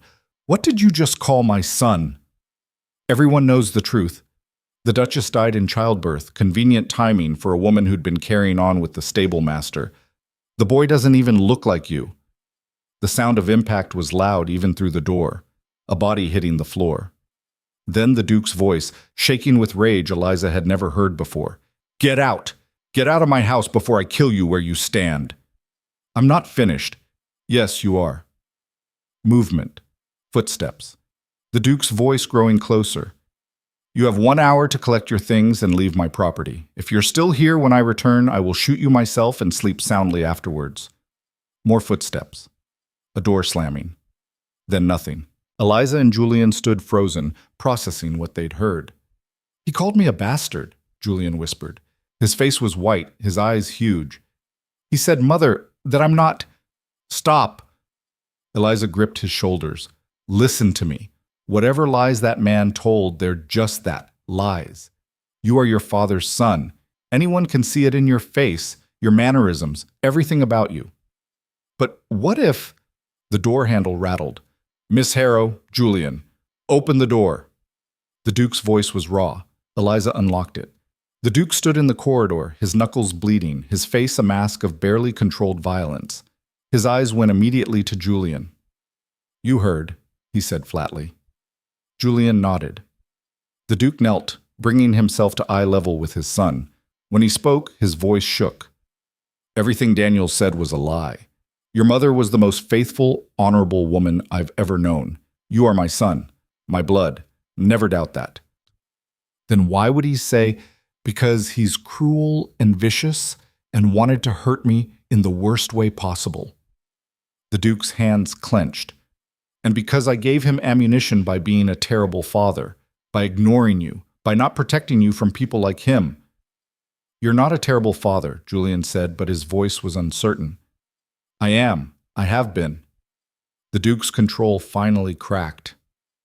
"Your mother died, and I couldn't bear to look at you because you reminded me of her. So I buried myself in work and let servants raise you and told myself I was doing what was necessary. But I was just running away, just like Daniels accused me of." Tears streamed down Julian's face.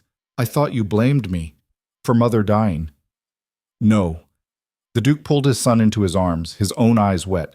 "Never. I blame myself, and I punished you for it. I'm sorry. I'm so sorry." They clung to each other, two people who'd been drowning in grief finally reaching for the same lifeline. Eliza looked away, giving them privacy. Her eyes stung. "Miss Harrow." She turned back. The Duke was standing now, one hand still on Julian's shoulder. "Thank you," he said quietly, "for forcing me to see the truth, for protecting my son when I couldn't. I only did what was necessary. You did what was right. There's a difference." The Duke's expression hardened. "Daniels is leaving within the hour. I've sent word to the magistrate in Newcastle about the embezzlement, and I'm writing to my brother to inform him that if he had any hand in this scheme, he's no longer welcome at Thornfield. Your Grace, about what Daniels said, the threat to contact my stepmother. Let him try." The Duke's voice was steel. "I have lawyers, resources, connections. If Constance Harrow wants a war, she'll get one, but she won't get you. The scandal will blow over. Scandal always does, given time." He met her eyes. "You saved this estate. You saved my relationship with my son. I'm not abandoning you because some embezzler threatens exposure." Relief flooded through her so powerfully, her knees weakened. "Now," the Duke continued, "I believe we all need some air. This house feels like a tomb today." He looked at Julian. "What do you say we show Miss Harrow the moor? She's been here a week and hasn't seen anything but the manor and the office." Julian's face brightened. "Can we go to the ruins, the old keep?" "If Miss Harrow is amenable." "I'm amenable," Eliza said, grateful for any excuse to escape the hostile atmosphere inside. They retrieved coats and boots, proper walking boots that Mrs. Hendricks produced from somewhere, in a size that almost fit Eliza, and set out across the moor.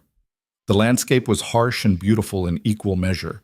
Purple heather stretched to the horizon, broken only by outcroppings of gray stone and the occasional stunted tree. The wind was constant, carrying the scent of earth and rain and something wild. Julian ran ahead, his earlier distress forgotten in the joy of movement. The Duke walked beside Eliza, his hands clasped behind his back. "I meant what I said," he told her quietly. "Thank you." "You don't need to keep thanking me." "I do.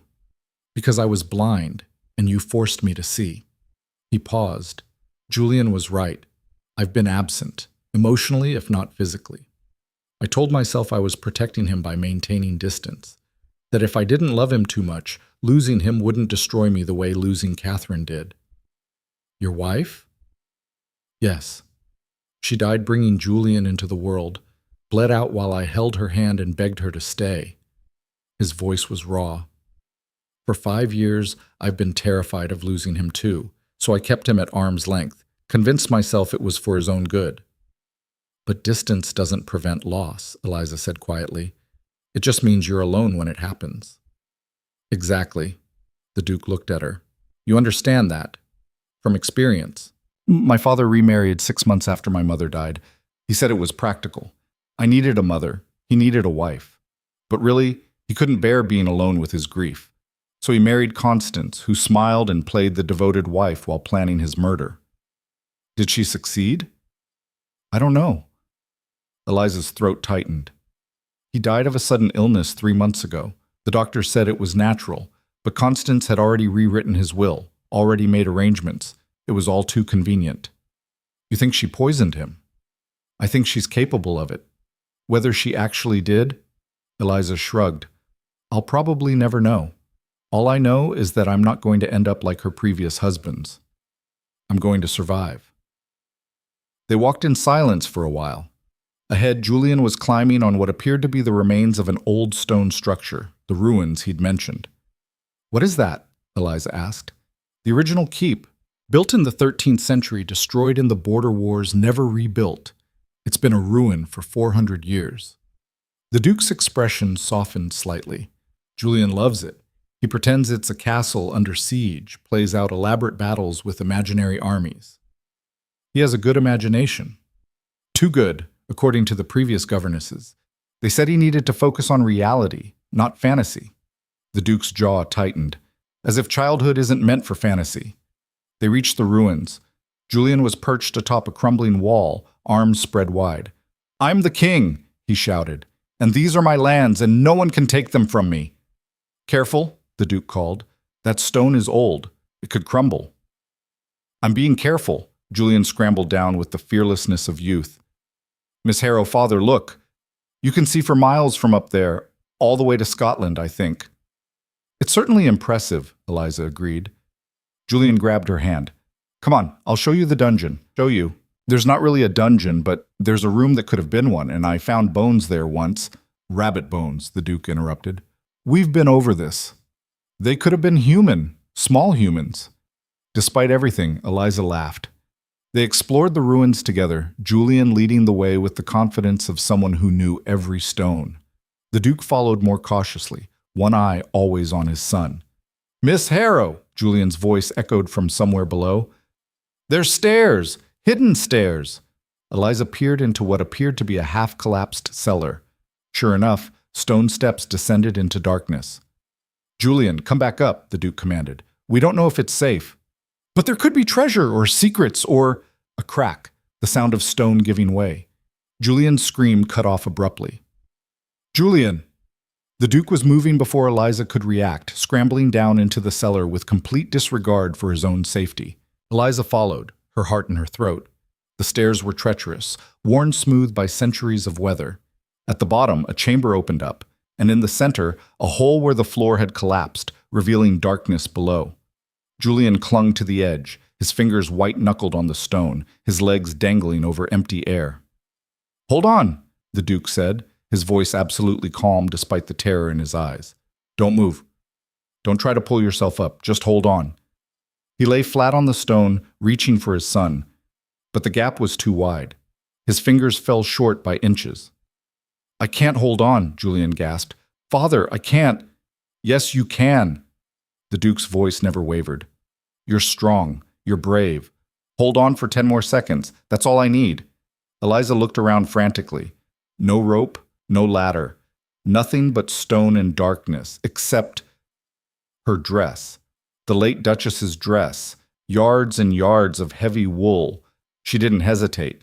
She stripped it off, standing in nothing but her chemise and petticoats, and began tearing the fabric into strips. What are you the Duke started. Making a rope. Eliza's fingers flew, knotting the strips together with the knots her father had taught her years ago, the ones sailors used because they never came undone. Keep him talking. Keep him focused. The Duke turned back to Julian. Tell me about your battle plan, the one you were working on yesterday. How are you going to defend the keep? I was going to… Julian's voice shook. I was going to put archers on the walls. Good. Where else? In the windows, the high ones. His fingers slipped. He sobbed. Father, you're doing perfectly. Keep going. What about the main gate? Eliza worked with desperate speed, tying off the final knot. The makeshift rope was perhaps 10 feet long, enough if they were lucky. She handed one end to the Duke. Tie this around your waist. I'll anchor you. You can't. I'm stronger than I look, and we don't have time to argue. She wrapped her end around a stone pillar, bracing her feet. Go, now! The Duke tied off the rope and lowered himself toward the hole. "Julian, I'm going to grab your wrists. When I do, let go of the stone. Trust me." "I'm scared," Julian whispered. "I know. Be scared later. Right now, trust me." The Duke leaned out over empty air, the makeshift rope creaking ominously. Eliza held tight, her muscles screaming. "Reach up," the Duke commanded. "One hand at a time, slowly." Julian's right hand released the stone, grabbed for his father. The Duke caught his wrist in an iron grip. "Good. Now the other." Julian's left hand came free. For one heart-stopping moment he dangled over the darkness, held only by his father's grip and Eliza's makeshift rope. Then the Duke pulled, hauling his son up and out of the hole, rolling backward onto solid stone. Father and son collapsed together, both shaking. Eliza sagged against the pillar, her whole body trembling with exhaustion. "Is he all right?" she managed. "He's all right." The Duke's voice was rough. He stood, lifting Julian with him, and carried the boy toward the stairs. "Come. We're going back to the manor. Now." They emerged into daylight. Julian was crying openly now, clinging to his father like a lifeline. The Duke held him close, murmuring reassurances. Eliza followed, still in her undergarments, the ruined dress abandoned in the cellar. She should be mortified, should be concerned about propriety. She couldn't bring herself to care. They were alive. That was all that mattered. The walk back to the manor passed in a blur.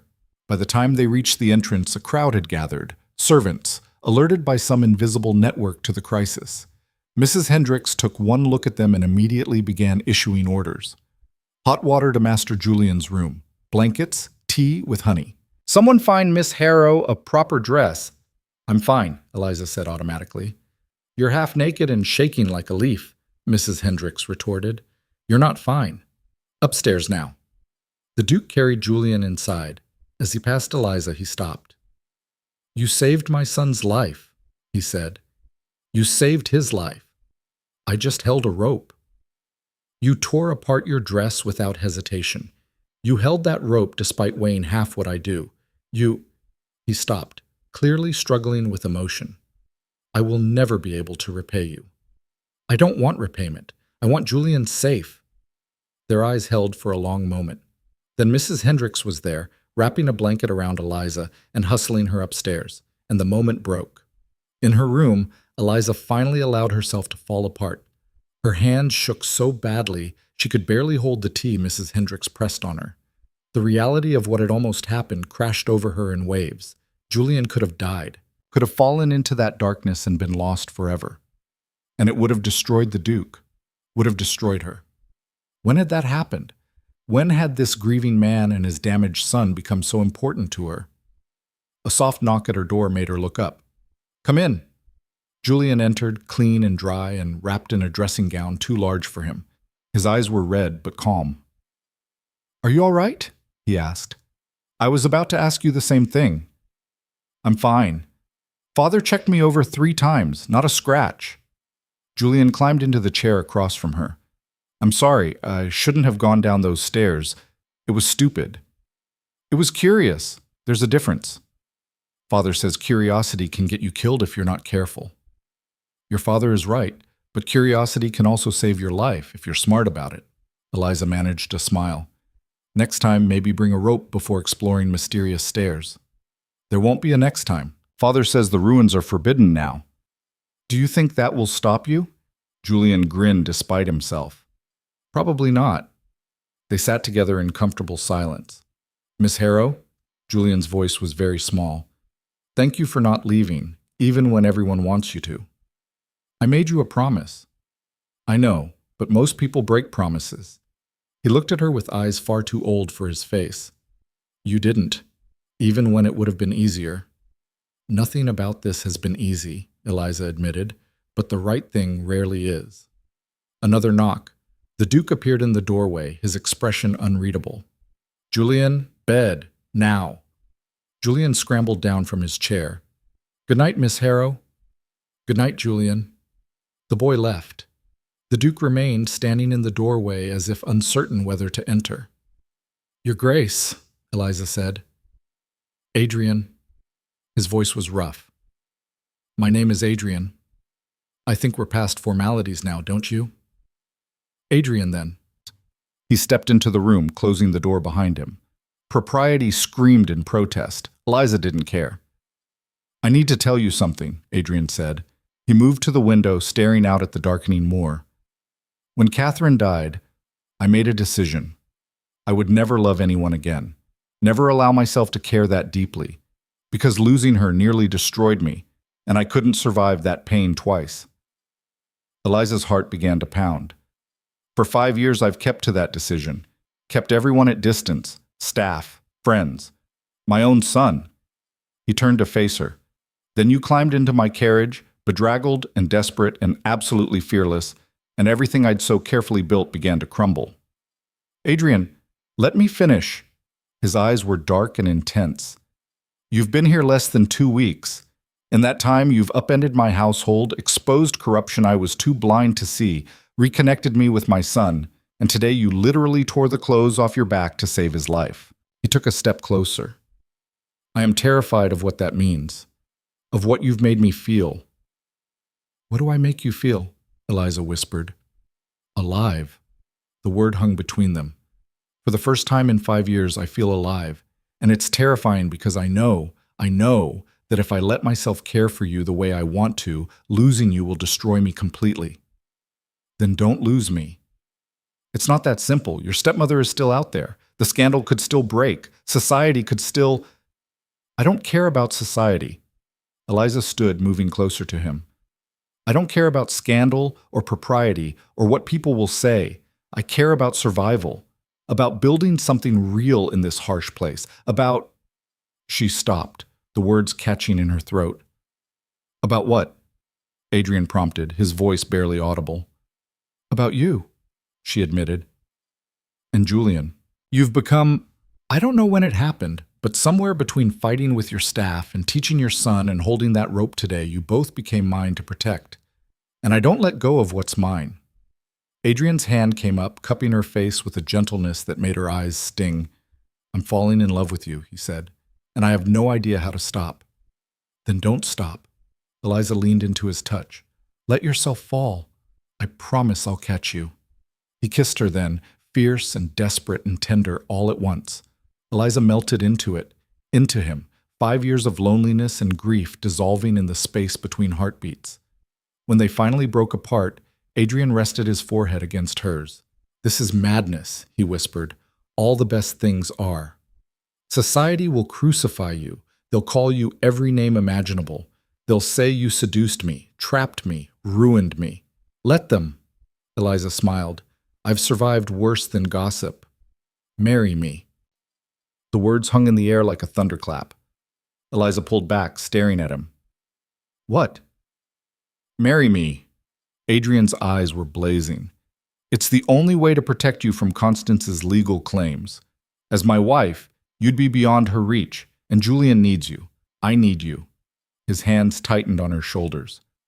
I know it's fast, I know it's insane, but I've spent 5 years being cautious and safe, and it's made me miserable. I want to be reckless. I want to be alive. I want you. Eliza's mind reeled. Marriage, to a duke, to this complicated, damaged, fierce man who'd somehow stolen past all her defenses. Say yes, Adrian urged. Take this leap with me. Let's build something real together, you and me and Julian. Let's survive together. She should say no, should be sensible, should remember that she'd known him less than 2 weeks, that marriage was permanent, that, yes, she heard herself say, yes, I'll marry you. The joy that flooded his face took her breath away. He kissed her again, and this time there was nothing desperate about it, only certainty and promise and the beginning of something neither of them could name. Outside, the moor stretched into darkness, wild and harsh and unforgiving. But inside Thornfield Manor, 2 broken people and 1 lonely child had found each other. And sometimes that was enough. And sometimes that was enough. But morning brought reality crashing back with all the subtlety of a hammer. Eliza woke to the sound of carriages on the gravel drive, multiple carriages, their wheels crunching with military precision. She rushed to the window and felt her stomach drop. 3 coaches bearing the crest of the Duke of Thornfield. and one unmarked carriage, sleek and black, that could only mean one thing: Constance. She dressed with shaking hands, her mind racing. How had her stepmother found her so quickly? Daniels. It had to be Daniels. He'd made good on his threat before leaving, sent word to London that the Duke was harboring a fugitive. A sharp knock at her door made her jump. "Miss Harrow?" Mrs. Hendrick's voice was tight. "His Grace requests your presence in the drawing room immediately." Eliza descended the stairs with her chin high, even as her pulse hammered. The entry hall was filled with people, servants carrying luggage, a stern-faced man in solicitor's clothing, two women in the severe dress of professional companions. And in the center of it all, holding court like a queen, stood Constance Harrow. She was beautiful. Even Eliza had to admit that. 40 years old, but looking 10 years younger, with golden hair and china blue eyes, and a smile that had charmed 3 husbands to their graves. She wore black, of course. The devoted widow in mourning, but the gown was cut to perfection, expensive enough to make a statement. Her eyes found Eliza on the stairs, and her smile widened.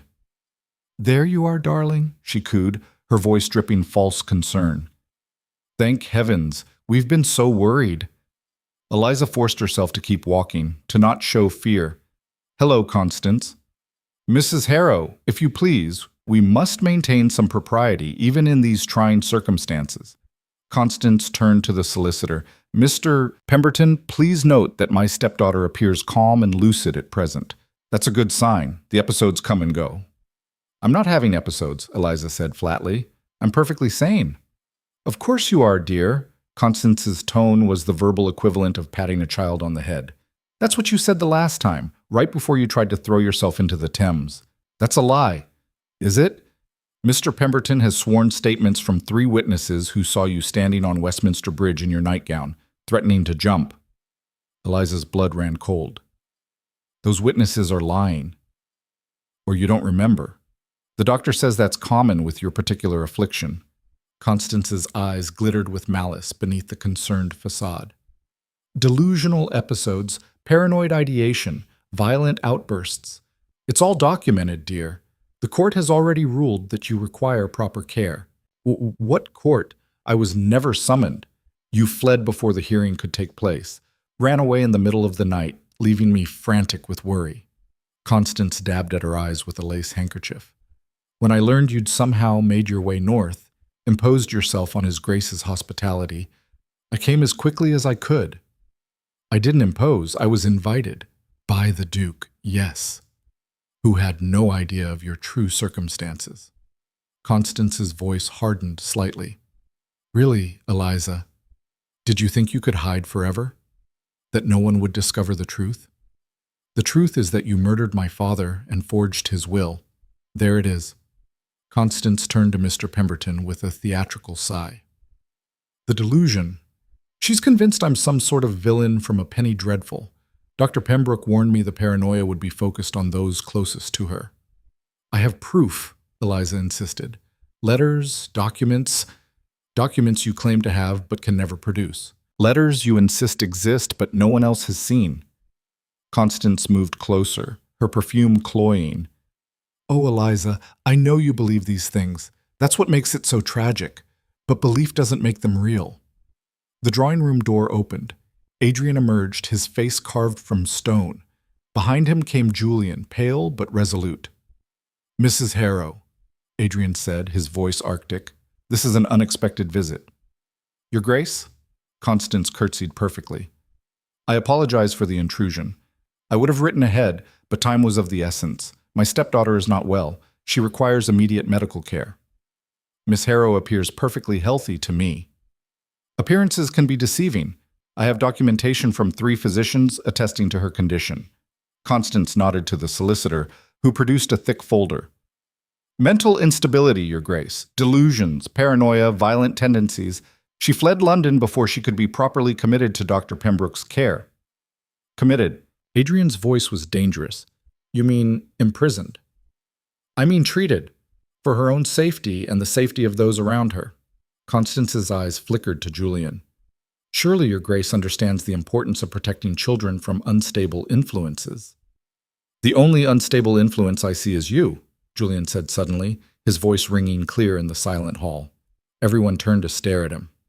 "Master Julian," Constance began, her tone saccharine, "you're just a child. You don't understand." "I understand that you're lying." Julian stepped forward.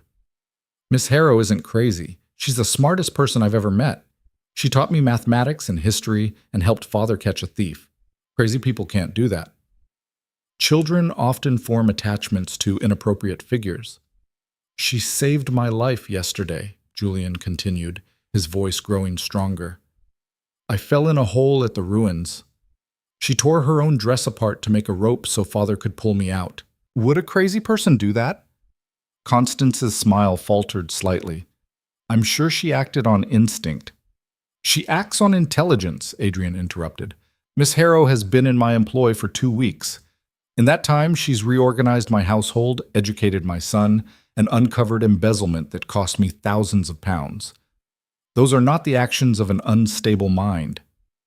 Your Grace, I appreciate your loyalty to your staff, but she's not my staff." Adrian's voice cut like a blade. "As of last night, she's my fiancée." The silence that followed was absolute. Constance's face went white, then red, then white again. "Your fiancé? We're to be married within the month," Adrian continued calmly. "I've already sent for the Archbishop's special license. The banns will be read this Sunday." "That's impossible. She's under my legal guardianship. The court declared her incompetent to make such decisions." "A London court."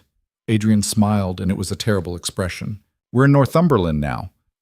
Northern courts tend to view London interference with skepticism, particularly when that interference involves a wealthy widow with 3 dead husbands and a convenient claim on a young woman's inheritance." Constance's mask of concern finally cracked, revealing the venom beneath. "How dare you imply—" "I'm not implying anything. I'm stating facts." Adrian gestured to the solicitor. "Mr. Pemberton, is it? I suggest you review your client's case very carefully, because when Miss Harrow becomes my Duchess, she'll have access to resources that will allow her to challenge every fraudulent claim, every forged document, every convenient medical opinion that your client has manufactured." "Your Grace," Pemberton stammered, "I assure you everything was done legally." "Was it?" "Because I've taken the liberty of consulting with my own solicitors. Apparently having someone declared incompetent requires their presence at the hearing. Miss Harrow was never served notice, never given a chance to defend herself. That makes the entire proceeding void. She fled. She escaped unlawful imprisonment." Adrian's voice could have frozen fire. "There's a difference." Constance recovered quickly, her expression smoothing into something calculated. "Your Grace, I understand you feel protective of Miss Harrow. But surely you see the impropriety of this situation.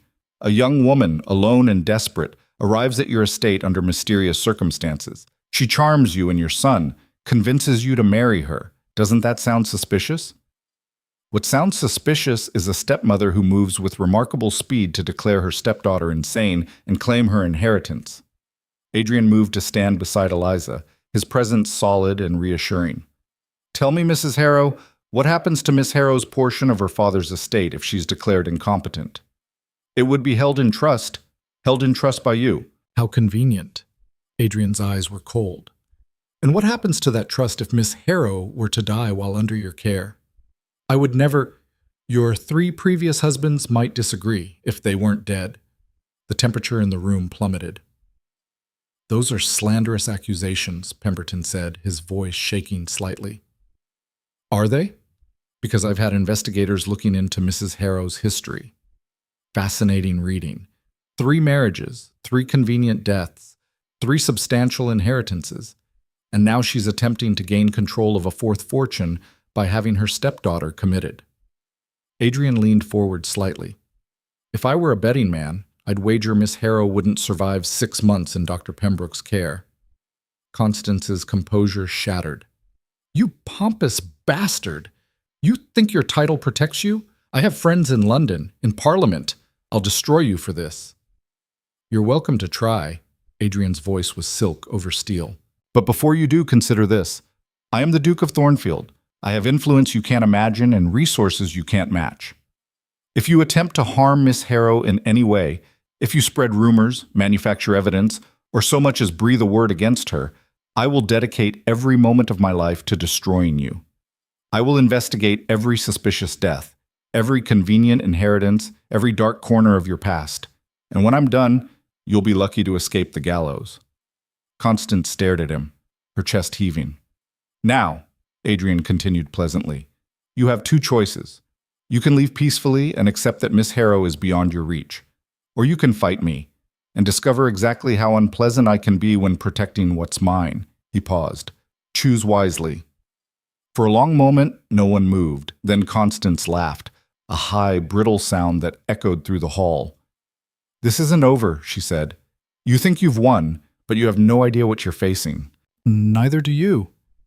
Eliza spoke for the first time since the confrontation began. Her voice was steady, strong. "I'm not the desperate girl who fled London anymore. I have allies now, protection. And I'm not afraid of you." "You should be." Constance's eyes were pure hatred. "Because I don't lose, Eliza, ever. There's a first time for everything." Eliza stepped forward. "I want you to leave now. Take your solicitor, your fake doctors, your manufactured evidence, and get out of this house. This isn't your house. It will be." Adrian's hand settled on Eliza's shoulder. "In 3 weeks, she'll be its mistress, which means she has every right to ask you to leave. So I suggest you do so before I have you removed forcibly." Constance looked between them, her expression twisting. Then she turned to Pemberton. "Come, we're leaving." "But Mrs. Harrow, I said we're leaving." She swept toward the door, her companion scurrying behind her. At the threshold, she turned back. "Enjoy your victory while it lasts, Eliza, because I promise you it won't last long." She left in a swirl of black silk in cold fury. The door slammed. The carriages rolled away. Silence settled over the hall. Then Julian let out a whoop of triumph. "You did it! You made her leave! We did it," Adrian corrected, his hand still on Eliza's shoulder. "All of us." Eliza found she was shaking. "She'll be back. She won't give up." "Let her try." Adrian turned her to face him. "You're safe here. I meant what I said. I'll destroy her before I let her hurt you. You can't fight the whole London establishment. Watch me." His eyes were fierce. "I've spent 5 years hiding in this manner, avoiding society, pretending the world beyond my gates didn't exist. No more. If society wants a fight, I'll give them one they won't forget." Mrs. Hendricks cleared her throat. "Begging your pardon, Your Grace, but the staff is gathering in the servants' hall. They heard everything." Adrian's jaw tightened. Of course they did. They want to know if it's true. About the engagement. "It's true." Adrian looked at Eliza. "Unless you've changed your mind?" "Not even slightly." "Then yes, Mrs. Hendricks, it's true. Please inform the staff that Miss Harrow will become the Duchess of Thornfield in 3 weeks. Anyone who has a problem with that is welcome to seek employment elsewhere." Mrs. Hendricks's stern face cracked into something almost like a smile. "I don't think that will be necessary, Your Grace. The staff may have been resistant to change, but they're not blind. They've seen how Miss Harrow cares for Master Julian, how she fights for this household." She paused. "And they heard what she did yesterday, at the ruins. Word travels fast in a place like this." "What's the mood in the servants' hall?" Eliza asked quietly. "Mixed, but shifting." Mrs. Hendricks met her eyes. "You won over Master Julian. You exposed Daniels. You stood up to Mrs. Crawford. And now you faced down that woman from London." She smiled fully now. "You're proving yourself worthy of this place. The North respects strength, Miss Harrow. You're showing them strength." "It doesn't feel like strength," Eliza admitted. "It feels like barely surviving." "That's what strength is, child. Surviving when everyone expects you to break." Mrs. Hendricks turned to Adrian. "If I may speak frankly, Your Grace?" "Always." "You've chosen well. Miss Harrow is exactly what this household needs, what Master Julian needs, what you need." She straightened her apron. "I'll inform the staff, and I'll make sure they understand that anyone who disrespects their future Duchess will answer to me." She left with the same brisk efficiency she brought to everything. Julian tugged on Eliza's sleeve. "Does this mean you're going to be my mother?" Eliza's throat tightened. She knelt to his level. "I'll never replace your mother, Julian. but I'd be honored to be your stepmother. If that's all right with you. It's better than all right. Julian threw his arms around her neck. It's perfect. Over his head, Eliza met Adrian's eyes. The emotion there took her breath away. We should discuss the wedding, Adrian said quietly. 3 weeks isn't much time. I don't need much time. I just need… Eliza broke off as a thought struck her. The engagement. The announcement. It needs to reach London before Constance can spread her version of events. Already done. Adrian's smile was grim. I sent writers to London last night before her arrival. By now, every major newspaper will have received notice of our engagement. The announcement will run in tomorrow's Times. You were that certain I'd say yes? I was that certain I couldn't let you go. He helped her to her feet. Constance wanted to control the narrative. We've just stolen that control. She'll retaliate. Undoubtedly. But she'll do it from a position of weakness now. Adrian's expression hardened. I meant what I said.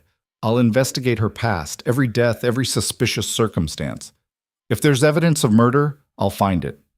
And if there isn't, then we'll make her life uncomfortable enough that she decides fighting us isn't worth the effort.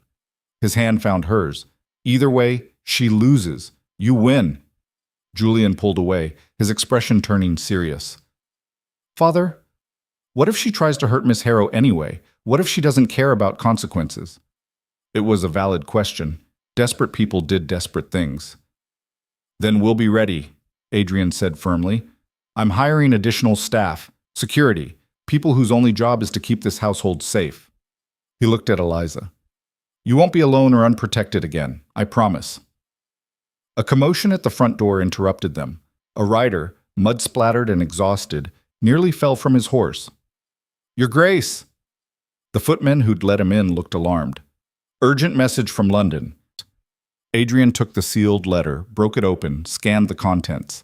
His face went pale. What is it? Eliza asked. My brother, Robert. Adrian's voice was tight. He's been arrested. For what? Embezzlement, fraud, conspiracy. Adrian looked up, his eyes dark. Apparently Daniels wasn't working alone. Robert recommended him for the steward position specifically to enable the theft. They've been splitting the profits for over a year. The betrayal in his voice was devastating. I'm sorry, Eliza said quietly. Don't be. I should have seen it sooner. Adrian's hand clenched on the letter. He's my brother. I trusted him. And he used that trust to steal from me, to corrupt my household, to… He broke off, his jaw working. What will happen to him? Trial. Probably transportation if he's lucky, hanging if he's not. Adrian's voice was empty. The evidence is apparently overwhelming. He kept records, detailed accounts of every theft, every fraudulent transaction. Why would he keep records? Insurance, probably. Leverage against Daniels if things went wrong. Adrian laughed bitterly. Instead, it's become evidence of his own guilt. Eliza thought of the Duke's earlier words about his brother, the trust he'd placed in him. The betrayal must feel like a knife to the heart. I need to go to London, Adrian said abruptly. Deal with this. Make sure Robert faces justice. Protect the family name from further scandal. I'll come with you, Eliza said immediately. No. His tone was firm. It's too dangerous. Constance is still in London. She'll use my absence to move against you. Then let her try. I'm not hiding anymore. Eliza, you said we were partners, that we'd survive together. She gripped his hands. That means we face danger together, not separately. You go to London. I go to London. She's right, Father. Julian's voice was small but determined. We should stay together, like a real family. Adrian looked between them, clearly torn. Besides, Eliza added, if you go to London alone, you'll brood and make terrible decisions. You need someone to keep you sensible. Despite everything, Adrian almost smiled. You think you can keep me sensible? I kept you from dismissing your entire staff yesterday. I think I can handle it. We'll all go, Julian announced. It'll be an adventure. It'll be dangerous, Adrian warned. Everything's dangerous. Julian's expression was pure determination. But we'll be dangerous together. Adrian looked at his son, then at Eliza. Something shifted in his face, resignation giving way to acceptance, fear giving way to resolve. All right, he said. We go to London. Together. But we do it smart. We travel with guards. We stay at my townhouse, which is defensible, and we present a united front. His eyes met Eliza's. No more hiding, no more running. We face this head on. When do we leave? Eliza asked. Tomorrow morning. That gives us time to prepare, to make arrangements. Adrian's smile was sharp. And it gives me time to send word ahead that we're coming. I want everyone in London to know that the Duke of Thornfield is back, and he's bringing his future Duchess with him. The next 24 hours passed in a whirlwind of preparation. Trunks were packed. Arrangements were made. Guards were hired. Former soldiers, men with hard eyes and harder reputations. The household staff, hearing of the London trip, rallied in unexpected ways. Cook prepared traveling food. The stable master selected the best horses. Even the maids who'd been hostile weeks ago helped Eliza pack, their expressions respectful, if not warm. "You're one of us now," one of them said quietly. "You stood up to that London witch, proved you belong here. We take care of our own." It was a small victory, but it felt enormous. That evening, Adrian called Eliza to his study. "I have something for you," he said. He opened a velvet box, revealing a ring, gold set with emeralds and diamonds, the stones catching the firelight. "It was my mother's," he said quietly, "and her mother's before that. It's been in the Vale family for 6 generations. He took her hand. "I know this isn't a conventional courtship. I know we're doing everything backwards. But I want you to have this. To know that this is real. That you're not just a solution to a problem, but someone I—" He stopped, clearly struggling with the words. "Someone you love?" Eliza suggested gently. "Yes. Someone I love." He slipped the ring onto her finger. "I didn't think I'd ever say those words again. Didn't think I could. But you've made me believe in second chances." The ring fit perfectly, as if it had been waiting for her all along. "I love you too," Eliza said. The words felt both terrifying and inevitable. "I didn't plan to. I certainly didn't expect to. But somewhere between your carriage and your manner and your son, you became essential to me." He kissed her then, soft and sweet and full of promise. "We're really doing this," she murmured against his lips. "Going to London, facing Constance, fighting society. We're really doing this. It's insane. All the best things are." He smiled against her mouth. "You said that, remember? I say a lot of things. All of them true." He pulled back slightly. "Are you frightened?" "Terrified." "Good. That means you're smart." His hands framed her face. "But we're going to win, Eliza, because we have something Constance doesn't." "What's that?" "Each other. And that makes us unstoppable." The next morning, they departed for London in a convoy of carriages, guards riding escort. The staff lined up to see them off, and for the first time, Eliza saw respect in their faces, even grudging affection. Mrs. Hendricks pressed a package into her hands. "Ginger biscuits. For the journey. You'll need your strength." "Thank you." "Don't thank me yet. Just come back safe, all of you." The housekeeper's eyes were suspiciously bright. "This house has been dead for too long. You've brought it back to life. We're not ready to lose that." Eliza climbed into the carriage where Adrian and Julian waited. As they rolled down the drive, she looked back at Thornfield Manor, stark and beautiful against the gray northern sky. She'd arrived here desperate and alone, with nothing but the clothes on her back and a will to survive. Now she was leaving engaged to a duke, loved by his son, accepted by his household. She was wearing a family ring 6 generations old and carrying hope for the first time in months. "What are you thinking?" Adrian asked. "That I climbed into a stranger's carriage expecting death or imprisonment." She smiled. "And found a home instead." "Not just a home," Julian pressed against her side. "A family." "A family," Eliza agreed. The carriage rolled south toward London, toward danger and scandal and the final confrontation with Constance. But for the first time, Eliza wasn't afraid. She wasn't alone anymore. And together, they would win. They had to. Because sometimes survival wasn't enough. Sometimes you had to fight for more than just staying alive. You had to fight for joy, for love, for the right to build something beautiful in harsh soil. And Eliza Harrow had learned one thing in her desperate flight through rain-soaked London streets. She was very, very good at fighting. London appeared through the morning mist like a beast waking from sleep, all smoke and noise and relentless motion. The city sprawled before them, vast and indifferent. The same streets where Eliza had once run barefoot and terrified, now rolling beneath their carriage wheels. But she wasn't the same woman who'd fled. Not anymore. Julian pressed his face to the window, his eyes wide. "It's enormous." "It's also dangerous," Adrian said quietly. "Stay close to me. Both of you. Always." They rolled through increasingly familiar streets, past the docks where her father's ships had once loaded cargo, past the market where she'd bought ribbons with her mother a lifetime ago. The memories pressed against her like ghosts.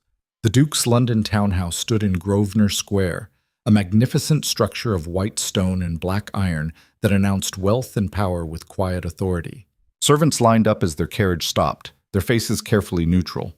A tall man in butler's livery stepped forward. "Your Grace, we received your message. Everything has been prepared." "Thank you, Jameson." Adrian descended first, then helped Eliza down. His hand lingered on hers. "Is the house secure?" 4 guards on the perimeter, 2 at each entrance. "No one enters without your explicit permission." Jameson's eyes flickered to Eliza. "And the other matter you requested has been handled discreetly." "Good." Adrian turned to Eliza. "I've had investigators working around the clock. If there's evidence against Constance, we'll find it." Inside, the townhouse was all elegant proportions and understated luxury. Nothing like Thornfield's Gothic severity. This was London sophistication at its finest. A woman appeared from a side corridor, middle-aged and competent-looking. "Your Grace, Miss Harrow, I'm Mrs. Ashford, the housekeeper. Your rooms are ready. Master Julian's nursery has been prepared as well." "I don't need a nursery," Julian protested. "I'm 7. "You're 7 and you need rest after a 5-day journey," Adrian said firmly. "Go with Mrs. Ashford. We'll meet for dinner." Julian looked ready to argue, then caught sight of something in his father's expression. "All right, but you'll tell me everything that happens?" "Everything appropriate for a 7-year-old to know," Adrian conceded. After Julian left with the housekeeper, Adrian led Eliza to his study, a room dominated by a massive mahogany desk and floor-to-ceiling bookshelves. "The investigators found something," he said without preamble, pulling a folder from a drawer. "About your father's death." Eliza's breath caught. What did they find? "The physician who signed the death certificate, Dr. Rawlings, he was paid £500 2 days after your father died, deposited directly into his account by an anonymous benefactor." Constance. "Almost certainly, but there's more." Adrian spread papers across the desk. "I had them exhume the body." Eliza's knees went weak. "You what?" "I needed proof, real proof, not conjecture." His voice was gentle. "I'm sorry. I know it was your father." "What did they find?" "Arsenic, in concentrations high enough to kill a man slowly over weeks, maybe months." Adrian's jaw tightened. "Your father didn't die of natural causes, Eliza. He was murdered, poisoned deliberately and methodically." The confirmation of what she'd suspected didn't make it easier to hear. Eliza sank into a chair, her vision swimming. "We have enough to charge her," Adrian continued, "to bring her to trial for murder. She'll deny it. Say someone else had access, she would. Except we also found the source of the arsenic." He pulled out another document. "A chemist shop in Cheapside has records of a woman matching Constance's description purchasing arsenic regularly over a 6-month period. She claimed it was for rats. That's not proof she used it on my father." "No. But combined with the payment to the doctor, the forged will, the rushed attempt to have you declared incompetent, it paints a very damning picture." Adrian moved around the desk. "A jury would convict on this evidence. I'm certain of it." Eliza looked up at him. "What do you want to do?" "That's not my decision. It's yours." His eyes were steady. "We can turn this over to the authorities. Let justice take its course. Constance would hang for this. Or we use it as leverage. Force her to confess to the forgery, to withdraw all claims against you, to disappear from London permanently. She'd lose everything she stole, but she'd keep her life. You'd let her go free after everything she's done? I'd let you decide what justice looks like. Adrian knelt beside her chair. Revenge is satisfying, but it's also public. A trial means testimony, cross-examination, your father's name dragged through every gutter press in London. Is that what you want? Eliza's hands clenched in her lap.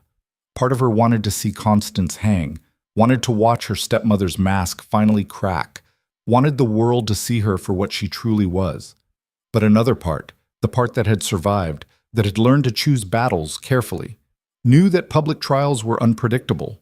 Juries could be bought. Evidence could be suppressed. Constance was beautiful, sympathetic, skilled at playing the victim. I want her destroyed, Eliza said quietly, but I want to be certain of it. A trial is a risk. Then we offer her a choice, confess in exile or hang. Adrian's smile was sharp. Either way, she loses. When do we confront her? Tonight. I've already sent word requesting her presence here. She thinks it's for negotiation regarding your engagement. His eyes hardened. She's about to discover how wrong she is.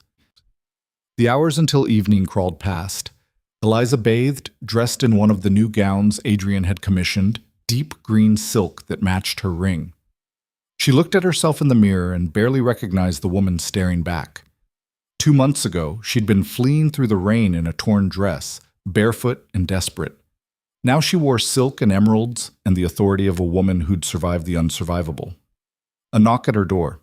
Adrian stood in the corridor dressed formally in evening clothes. "She's here," he said. "Are you ready?" "No, but I'll do it anyway." His hand found hers. "I'll be beside you the entire time. She can't hurt you anymore." They descended to the drawing room together. Constance was already there, examining a porcelain figurine with the air of someone evaluating its worth. She dressed carefully, black silk that made her look like a tragic widow, diamonds at her throat. She turned when they entered, her smile calculated. "Your Grace, Eliza, thank you for agreeing to meet. I think we can resolve this unfortunate misunderstanding." "There's no misunderstanding," Adrian interrupted. "Sit down, Mrs. Harrow." Something in his tone made Constance's smile falter. She sat. Adrian remained standing, a position of deliberate dominance. "I'm going to make this very simple. You have 2 choices. Confess to your crimes and accept exile, or face trial for murder." "Murder?" Constance laughed, but it was forced. "What ridiculous accusation. Your husband, Thomas Harrow, was poisoned with arsenic over a period of 6 months. We have proof." Adrian laid the documents on the table between them.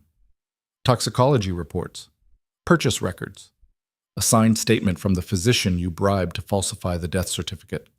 Constance's face went white. Those can't be real." "They're very real. We also have evidence of the forged will, the fraudulent guardianship petition, and conspiracy to commit unlawful imprisonment." Adrian's voice was relentless. "You're finished, Mrs. Harrow. The only question is whether you hang for your crimes or disappear quietly." "You can't prove any of this." "We can prove all of it." Eliza spoke for the first time, her voice steady. "You were careful, but not careful enough. You left traces, patterns, and now we have them all." Constance's eyes darted between them, her mind clearly racing. "If you had real evidence, you'd have gone to the authorities already. This is a bluff." "Is it?" Adrian picked up one document. "This is a warrant for your arrest, signed by a magistrate 2 hours ago. I haven't executed it yet because I wanted to give you a choice.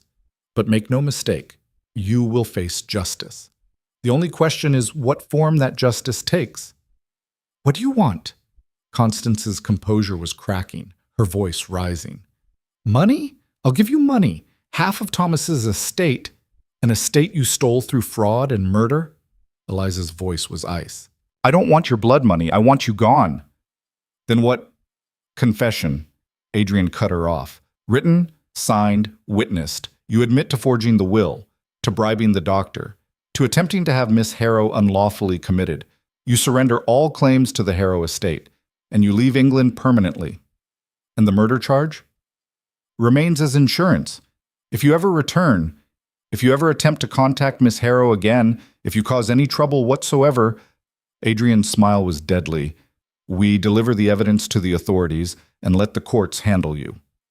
Constance sat very still. Outside, the London streets hummed with evening traffic, oblivious to the reckoning happening within these walls. You're offering exile in exchange for confession, she said finally. Yes. And if I refuse, then we execute the warrant. You'll be in Newgate by midnight and on trial within the month. Adrian's expression didn't change. Given the evidence, I give you even odds of hanging. Maybe better. You did murder a well-respected merchant in cold blood. I love Thomas. You loved his money. Eliza leaned forward. Just like you loved your 3 previous husbands' money. You're a predator, Constance. You find wealthy men, charm them, marry them, and kill them. It's what you do. What you are. You have no proof of those deaths. Not yet. Adrian's voice was quiet. But if you go to trial, I'll investigate them all. I'll find proof. And when I do, it won't just be 1 murder charge. It'll be 4. The silence stretched, taut as a wire. How long do I have to decide? Constance asked finally. 1 hour. Adrian pulled out his pocket watch. After that, the warrant stands. Constance stood on shaking legs. I need time to think. You have an hour. Think quickly. Adrian gestured to the door. There's a sitting room across the hall. You may wait there, under guard. 2 of the hired soldiers appeared as if summoned, their expressions professionally blank. Constance looked at them, at Adrian, at Eliza. Her mask of composure was gone now, revealing the desperate woman beneath. You won't win, she hissed at Eliza. Even if I confess, even if I leave, society will never accept you. They'll call you a fortune hunter, a whore, worse. You'll be miserable. Perhaps. Eliza met her stepmother's eyes without flinching. But I'll be alive. And free. That's more than you left me. Constance was escorted from the room. The moment the door closed, Eliza's knees gave out. She collapsed into a chair, her whole body shaking. Easy. Adrian was beside her instantly, his hand steadying. Breathe, it's almost over. She's going to confess. She has to. And if she doesn't, then she hangs. Eliza looked up at him. I won't feel guilty about that. Is that wrong? It's human. Adrian's thumb traced circles on the back of her hand. She tried to kill you, to destroy you. You're allowed to want justice. It doesn't feel like justice, it feels like survival. Maybe they're the same thing. They waited. Adrian sent for tea, though neither of them drank it. Julian appeared at one point, was gently redirected by Mrs. Ashford. The clock on the mantel ticked away the hour with agonizing slowness. 58 minutes later, Constance returned. She looked 10 years older, her perfect composure shattered. In her hands she held papers. The confession Adrian had prepared. I'll sign, she said hoarsely, on one condition. You're not in a position to make conditions, Adrian said. Just one. Small. Constance's eyes were desperate. I keep enough money to live comfortably in France. Not the estate. I know that's gone. But my personal funds, the jewelry, enough to maintain some dignity. Adrian looked at Eliza. Your decision. Eliza studied her stepmother, this woman who'd smiled over her father's deathbed, who'd forged documents and bribed officials and planned to lock her away forever.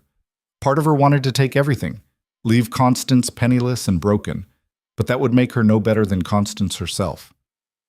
Keep what was yours before you married my father, Eliza said finally. The rest goes back to the estate, his estate, where it belongs. That's acceptable. Constance sat at the desk, picked up the pen with shaking hands. Where do I sign? Adrian indicated the places. Constance signed each page, her signature growing progressively shakier. Now the sworn statement, Adrian said, producing another document. This one goes to my solicitor. If you violate any term of this agreement, it becomes public record. Constance signed that too. When she finished, Adrian gathered the papers, examined each signature, then nodded to the guards. Mrs. Harrow will be escorted to the docks tonight. She'll board a ship for Calais at dawn. Make sure she doesn't deviate. Yes, Your Grace. Constance stood. At the door, she turned back one last time. I underestimated you, she said to Eliza. That was my mistake. Your mistake was thinking I'd be easy to break, Eliza replied. I survived you. That's all that matters. Constance left without another word. Eliza sat in the sudden silence, waiting to feel triumphant. Instead, she felt hollow. It's done, Adrian said quietly. Is it? She's still alive, still free, still powerless. Adrian knelt before her chair. She has no money, no position, no way to hurt you ever again. You won, completely. Then why doesn't it feel like victory? Because victory is complicated, especially when it involves destroying someone, even someone who deserves it. His hands covered hers. Give yourself time to process, to grieve, to feel whatever you need to feel. A knock interrupted them. Jameson appeared, his expression carefully neutral. Your Grace, there are visitors. They've been arriving for the past 10 minutes. Adrian frowned. I'm not receiving tonight. They're insisting, Your Grace, quite forcefully. Jameson paused. It's half the peers in London. They heard about the engagement announcement. They want to meet Miss Harrow. Eliza's stomach dropped. Now? Tonight? Apparently society waits for no one. Adrian's expression was rueful. Do you want to face them? We can refuse. No. Eliza stood, squaring her shoulders. If I'm going to be your Duchess, I need to start acting like one. Let them come. Are you certain? Not even slightly, but I've faced worse than London gossips. She managed a smile. How bad can it be? Adrian's expression suggested it could be very bad indeed. The drawing room filled quickly with the cream of London society. Lords and ladies, politicians and their wives, all dressed in their finest and wearing expressions ranging from curiosity to barely concealed hostility. Eliza stood beside Adrian, the emerald ring heavy on her finger, and met their stares with practiced calm. Ladies and gentlemen, Adrian said, his voice carrying authority, may I present my fiancée, Miss Eliza Harrow? The room erupted in whispers. Harrow? One woman said loudly. As in Thomas Harrow the merchant? The same, Eliza replied evenly. I heard she was mad, another voice murmured. That her stepmother had her committed. You heard lies spread by a woman currently fleeing to France to avoid murder charges, Adrian interrupted coldly. Miss Harrow's stepmother poisoned her father and attempted to steal his estate. The evidence has been presented to the authorities. Anyone who chooses to repeat her slander will be treated as an accomplice. Shocked silence. Then an elderly woman stepped forward, Dowager Duchess, by her bearing and the quality of her diamonds. Young woman, she said imperiously, is it true you were a governess at Thornfield? I was, Eliza said. To the Duke's son? Yes. And you saved the boy's life at the old ruins? Eliza blinked. How did you— Servants talk, dear, especially northern servants when they come to London. The dowager's expression softened fractionally. My housekeeper's niece works at Thornfield. She wrote that you tore your own dress apart to make a rope, that you held it while His Grace pulled the boy from a collapsed floor. True? True. And you exposed embezzlement that cost the Duke thousands? I simply audited the accounts. She saved the estate from ruin, Adrian interjected firmly. And she did it while facing hostility from every corner. She earned her place at Thornfield. She's earning her place here. The dowager studied Eliza with sharp eyes. Then, unexpectedly, she smiled. Good. The nobility needs fresh blood. Too many of us have been breeding with each other for generations. Makes people weak. She turned to the assembled crowd. I'm sponsoring her. Anyone who objects can take it up with me. The effect was immediate. The Dowager Duchess was one of society's unquestioned arbiters. Her endorsement carried weight. Conversations shifted. The hostile whispers gave way to cautious interest. People began approaching, introducing themselves, asking questions that were merely curious rather than hostile. An older man, Lord something or other, Eliza didn't catch the name, cornered her near the refreshments. Your father was Thomas Harrow? He asked. Yes. Good man, honest trader, lost a fortune betting on the right side of the American war. He studied her shrewdly. You have his eyes, and his spine, I suspect. I try. You'll need it. London will test you, but if you're half the person your father was, you'll do fine. He raised his glass. Welcome to society, Miss Harrow. Try not to let it eat you alive. He walked away before she could respond. The evening wore on. More visitors arrived. The drawing room became crowded, hot, filled with the sounds of conversation and clinking crystal. Eliza smiled until her face hurt, answered questions until her voice grew hoarse, stood tall until her feet screamed in protest. And slowly, incrementally, she realized something was changing. They were accepting her. Not all of them. There were still pockets of disapproval, still whispers about her common birth and irregular courtship, but enough of them were willing to give her a chance, because she'd proven herself, not with breeding or connections, but with courage and intelligence and the kind of steel-spined determination that the North bred into its survivors. Near midnight, the crowd finally began to thin. Julian appeared at the top of the stairs, rubbing his eyes. Is it over? He asked sleepily. Almost, Adrian said.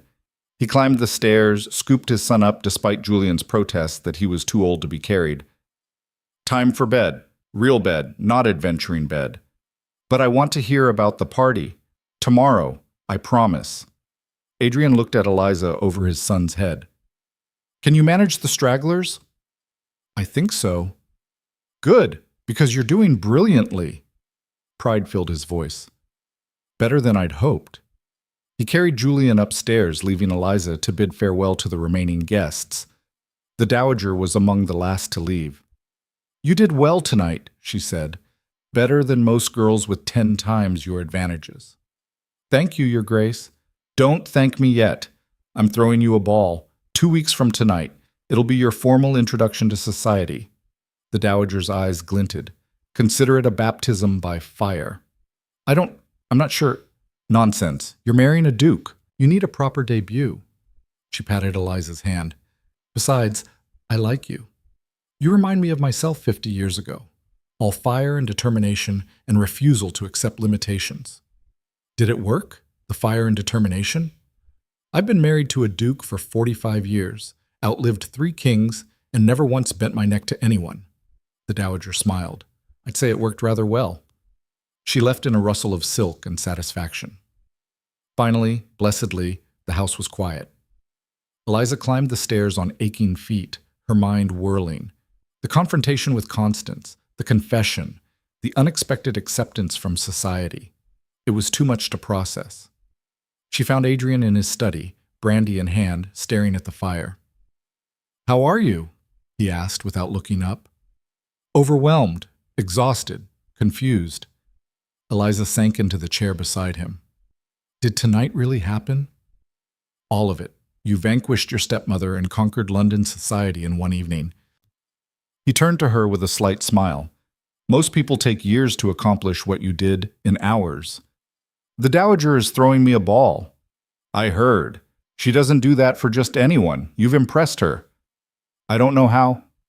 Don't you? Adrian set down his glass. You're honest in a world of liars, strong in a world that rewards weakness. You survived things that would break most people, and you did it with grace and dignity. His hand found hers. You're extraordinary, Eliza. I'm not the only one who sees it. I don't feel extraordinary. I feel like I'm barely holding on. That's what extraordinary looks like. From the inside, it always feels like survival. They sat in silence, watching the fire burn low. What happens now? Eliza asked finally. Now we marry, build our life, raise Julian. Adrian's voice was quiet but certain. Now we stop running and start living. Just like that? Just like that. Eliza leaned her head against his shoulder, feeling the last of the day's tension drain away. The wedding happened on a crisp October morning 3 weeks later. The ceremony was held at St. George's Church in Hanover Square, with half of London society in attendance. Eliza wore white silk and the Vale family diamonds, her hand steady as she spoke her vows. Julian stood as ring-bearer, his face solemn with the weight of responsibility. When the vicar pronounced them married, the boy cheered before anyone else, his joy echoing through the church. The reception was held at the Duke's townhouse, transformed for the occasion into something magical. Flowers everywhere, late-season roses, the last of the summer blooms, defiantly beautiful against the autumn chill. Eliza moved through the crowd in a daze, accepting congratulations, dancing with her new husband, watching Julian charm every adult in sight with stories about life at Thornfield.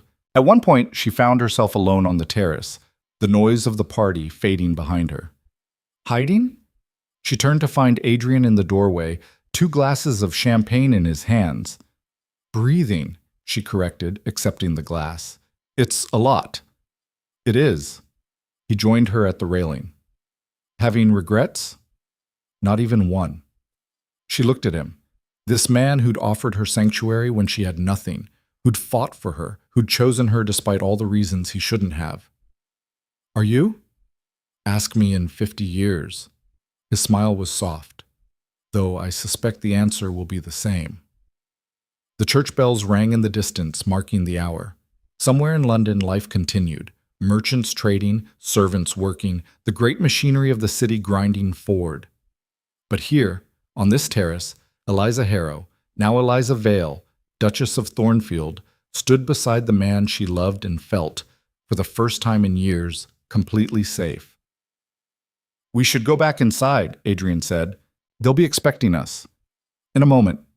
Eliza took his hand. I want to remember this, right now, this exact moment. What's special about this moment? Everything. She looked out over the city where she'd once run terrified through rain-soaked streets. 3 months ago, I had nothing. No home, no family, no future. I was running for my life with no idea if I'd survive another day. And now? Now I have everything I didn't know I needed. Her throat tightened. A home that challenges me. A son who trusts me. A husband who sees me as I really am and loves me anyway. She turned to face him. You gave me more than sanctuary, Adrian. You gave me a life worth living. You gave me the same. He set down his glass, took both her hands in his. I was dead before you arrived, walking through the days but not really living. You brought me back. You brought Julian back. You brought Thornfield back. We brought each other back, Eliza corrected. Yes. He kissed her softly. We did. Music drifted from the ballroom, the opening strains of a waltz. Dance with me, Adrian said. Kiss, here, just us. They danced on the terrace under the October sky, the party continuing without them, the city sprawling below, indifferent to their joy. And Eliza thought about that night in the carriage, when she'd climbed into a stranger's world expecting death or imprisonment, and found instead something infinitely more dangerous. Hope. 5 years later, Eliza stood at the same terrace, watching the sun rise over London. Thornfield Manor had become truly hers, not just in name, but in spirit. She'd transformed the cold Gothic fortress into a home. The staff who'd once hated her now served with genuine loyalty. The accounts she'd salvaged had grown into prosperity under her careful management. Julian was 12 now, bright and confident and studying at Cambridge under special tutelage. He wrote weekly letters full of mathematics and literature and enthusiastic descriptions of dissecting frogs in natural philosophy class. And in her arms, she held her daughter, 3 months old, dark-haired and strong-lunged, named Catherine, for the woman she'd never known, but whose legacy she'd inherited. You're up early. Adrian emerged from their bedroom, hair rumpled from sleep. He moved to her side, his arm sliding around her waist. Couldn't sleep, Eliza said softly. Too much happiness, it makes me nervous. Still waiting for it to be taken away?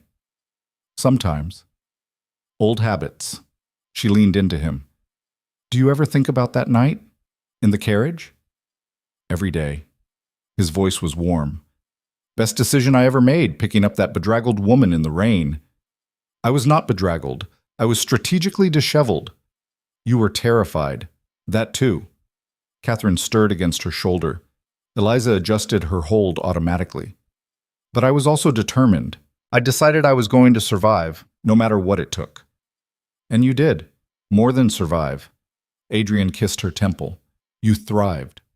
Through the window, they could see the city waking, chimney smoke rising, carriages beginning their rounds, the great beast of London stirring to life. I received a letter yesterday, Eliza said quietly. From France. Adrian stiffened. Constance? No, from a woman who knew her. Apparently Constance died last month. Fever, the letter said. How do you feel about that? Eliza considered the question honestly. Relieved, a little sad, mostly just tired of carrying the weight of her crimes. She looked at her daughter's sleeping face. I don't want to teach Catherine to hate, even people who deserve it. Then what will you teach her? That survival isn't enough, that you have to fight for joy, for love, for the right to build something beautiful. Eliza smiled. And that sometimes the most dangerous thing you can do is climb into a stranger's carriage and demand sanctuary. Dangerous, but occasionally rewarding, Adrian agreed. They stood together as the sun climbed higher, painting London in shades of gold and amber. Somewhere in the city, a merchant's daughter was probably running from something. Poverty, violence, her own past. Somewhere, someone was desperate and frightened and certain they wouldn't survive another day. Eliza hoped they found their carriage, their duke, their impossible salvation. Because she'd learned one essential truth in her journey from the rain-soaked streets to this terrace, from desperate fugitive to duchess. The harshest environments grew the strongest people, and strength once earned could never be taken away. Catherine yawned, tiny fists waving. Eliza kissed her daughter's head, breathing in the scent of milk and innocence and endless possibility. Come, Adrian said, guiding her back inside. Breakfast. Then we're leaving for Thornfield. I want Julian home for his birthday, and the journey takes 5 days. The moor will be beautiful this time of year, Eliza murmured. Harsh, Adrian corrected with a smile. Beautiful and harsh, like everything worth having. They walked back into their home, their real home, the one they'd built together from courage and love and sheer stubborn refusal to give up. Outside, London continued its relentless pace. But inside, Eliza Vale, Duchess of Thornfield, held her daughter close and remembered what it felt like to run barefoot through the rain. She'd come so far from that desperate night, had survived, adapted, conquered, and she'd do it all again in a heartbeat. Because sometimes the best stories begin with the most terrifying choices. Sometimes you have to climb into a stranger's carriage and trust that courage will be enough. And sometimes, just sometimes, it is. The woman who'd once had nothing now had everything, and she'd earned every single moment of it.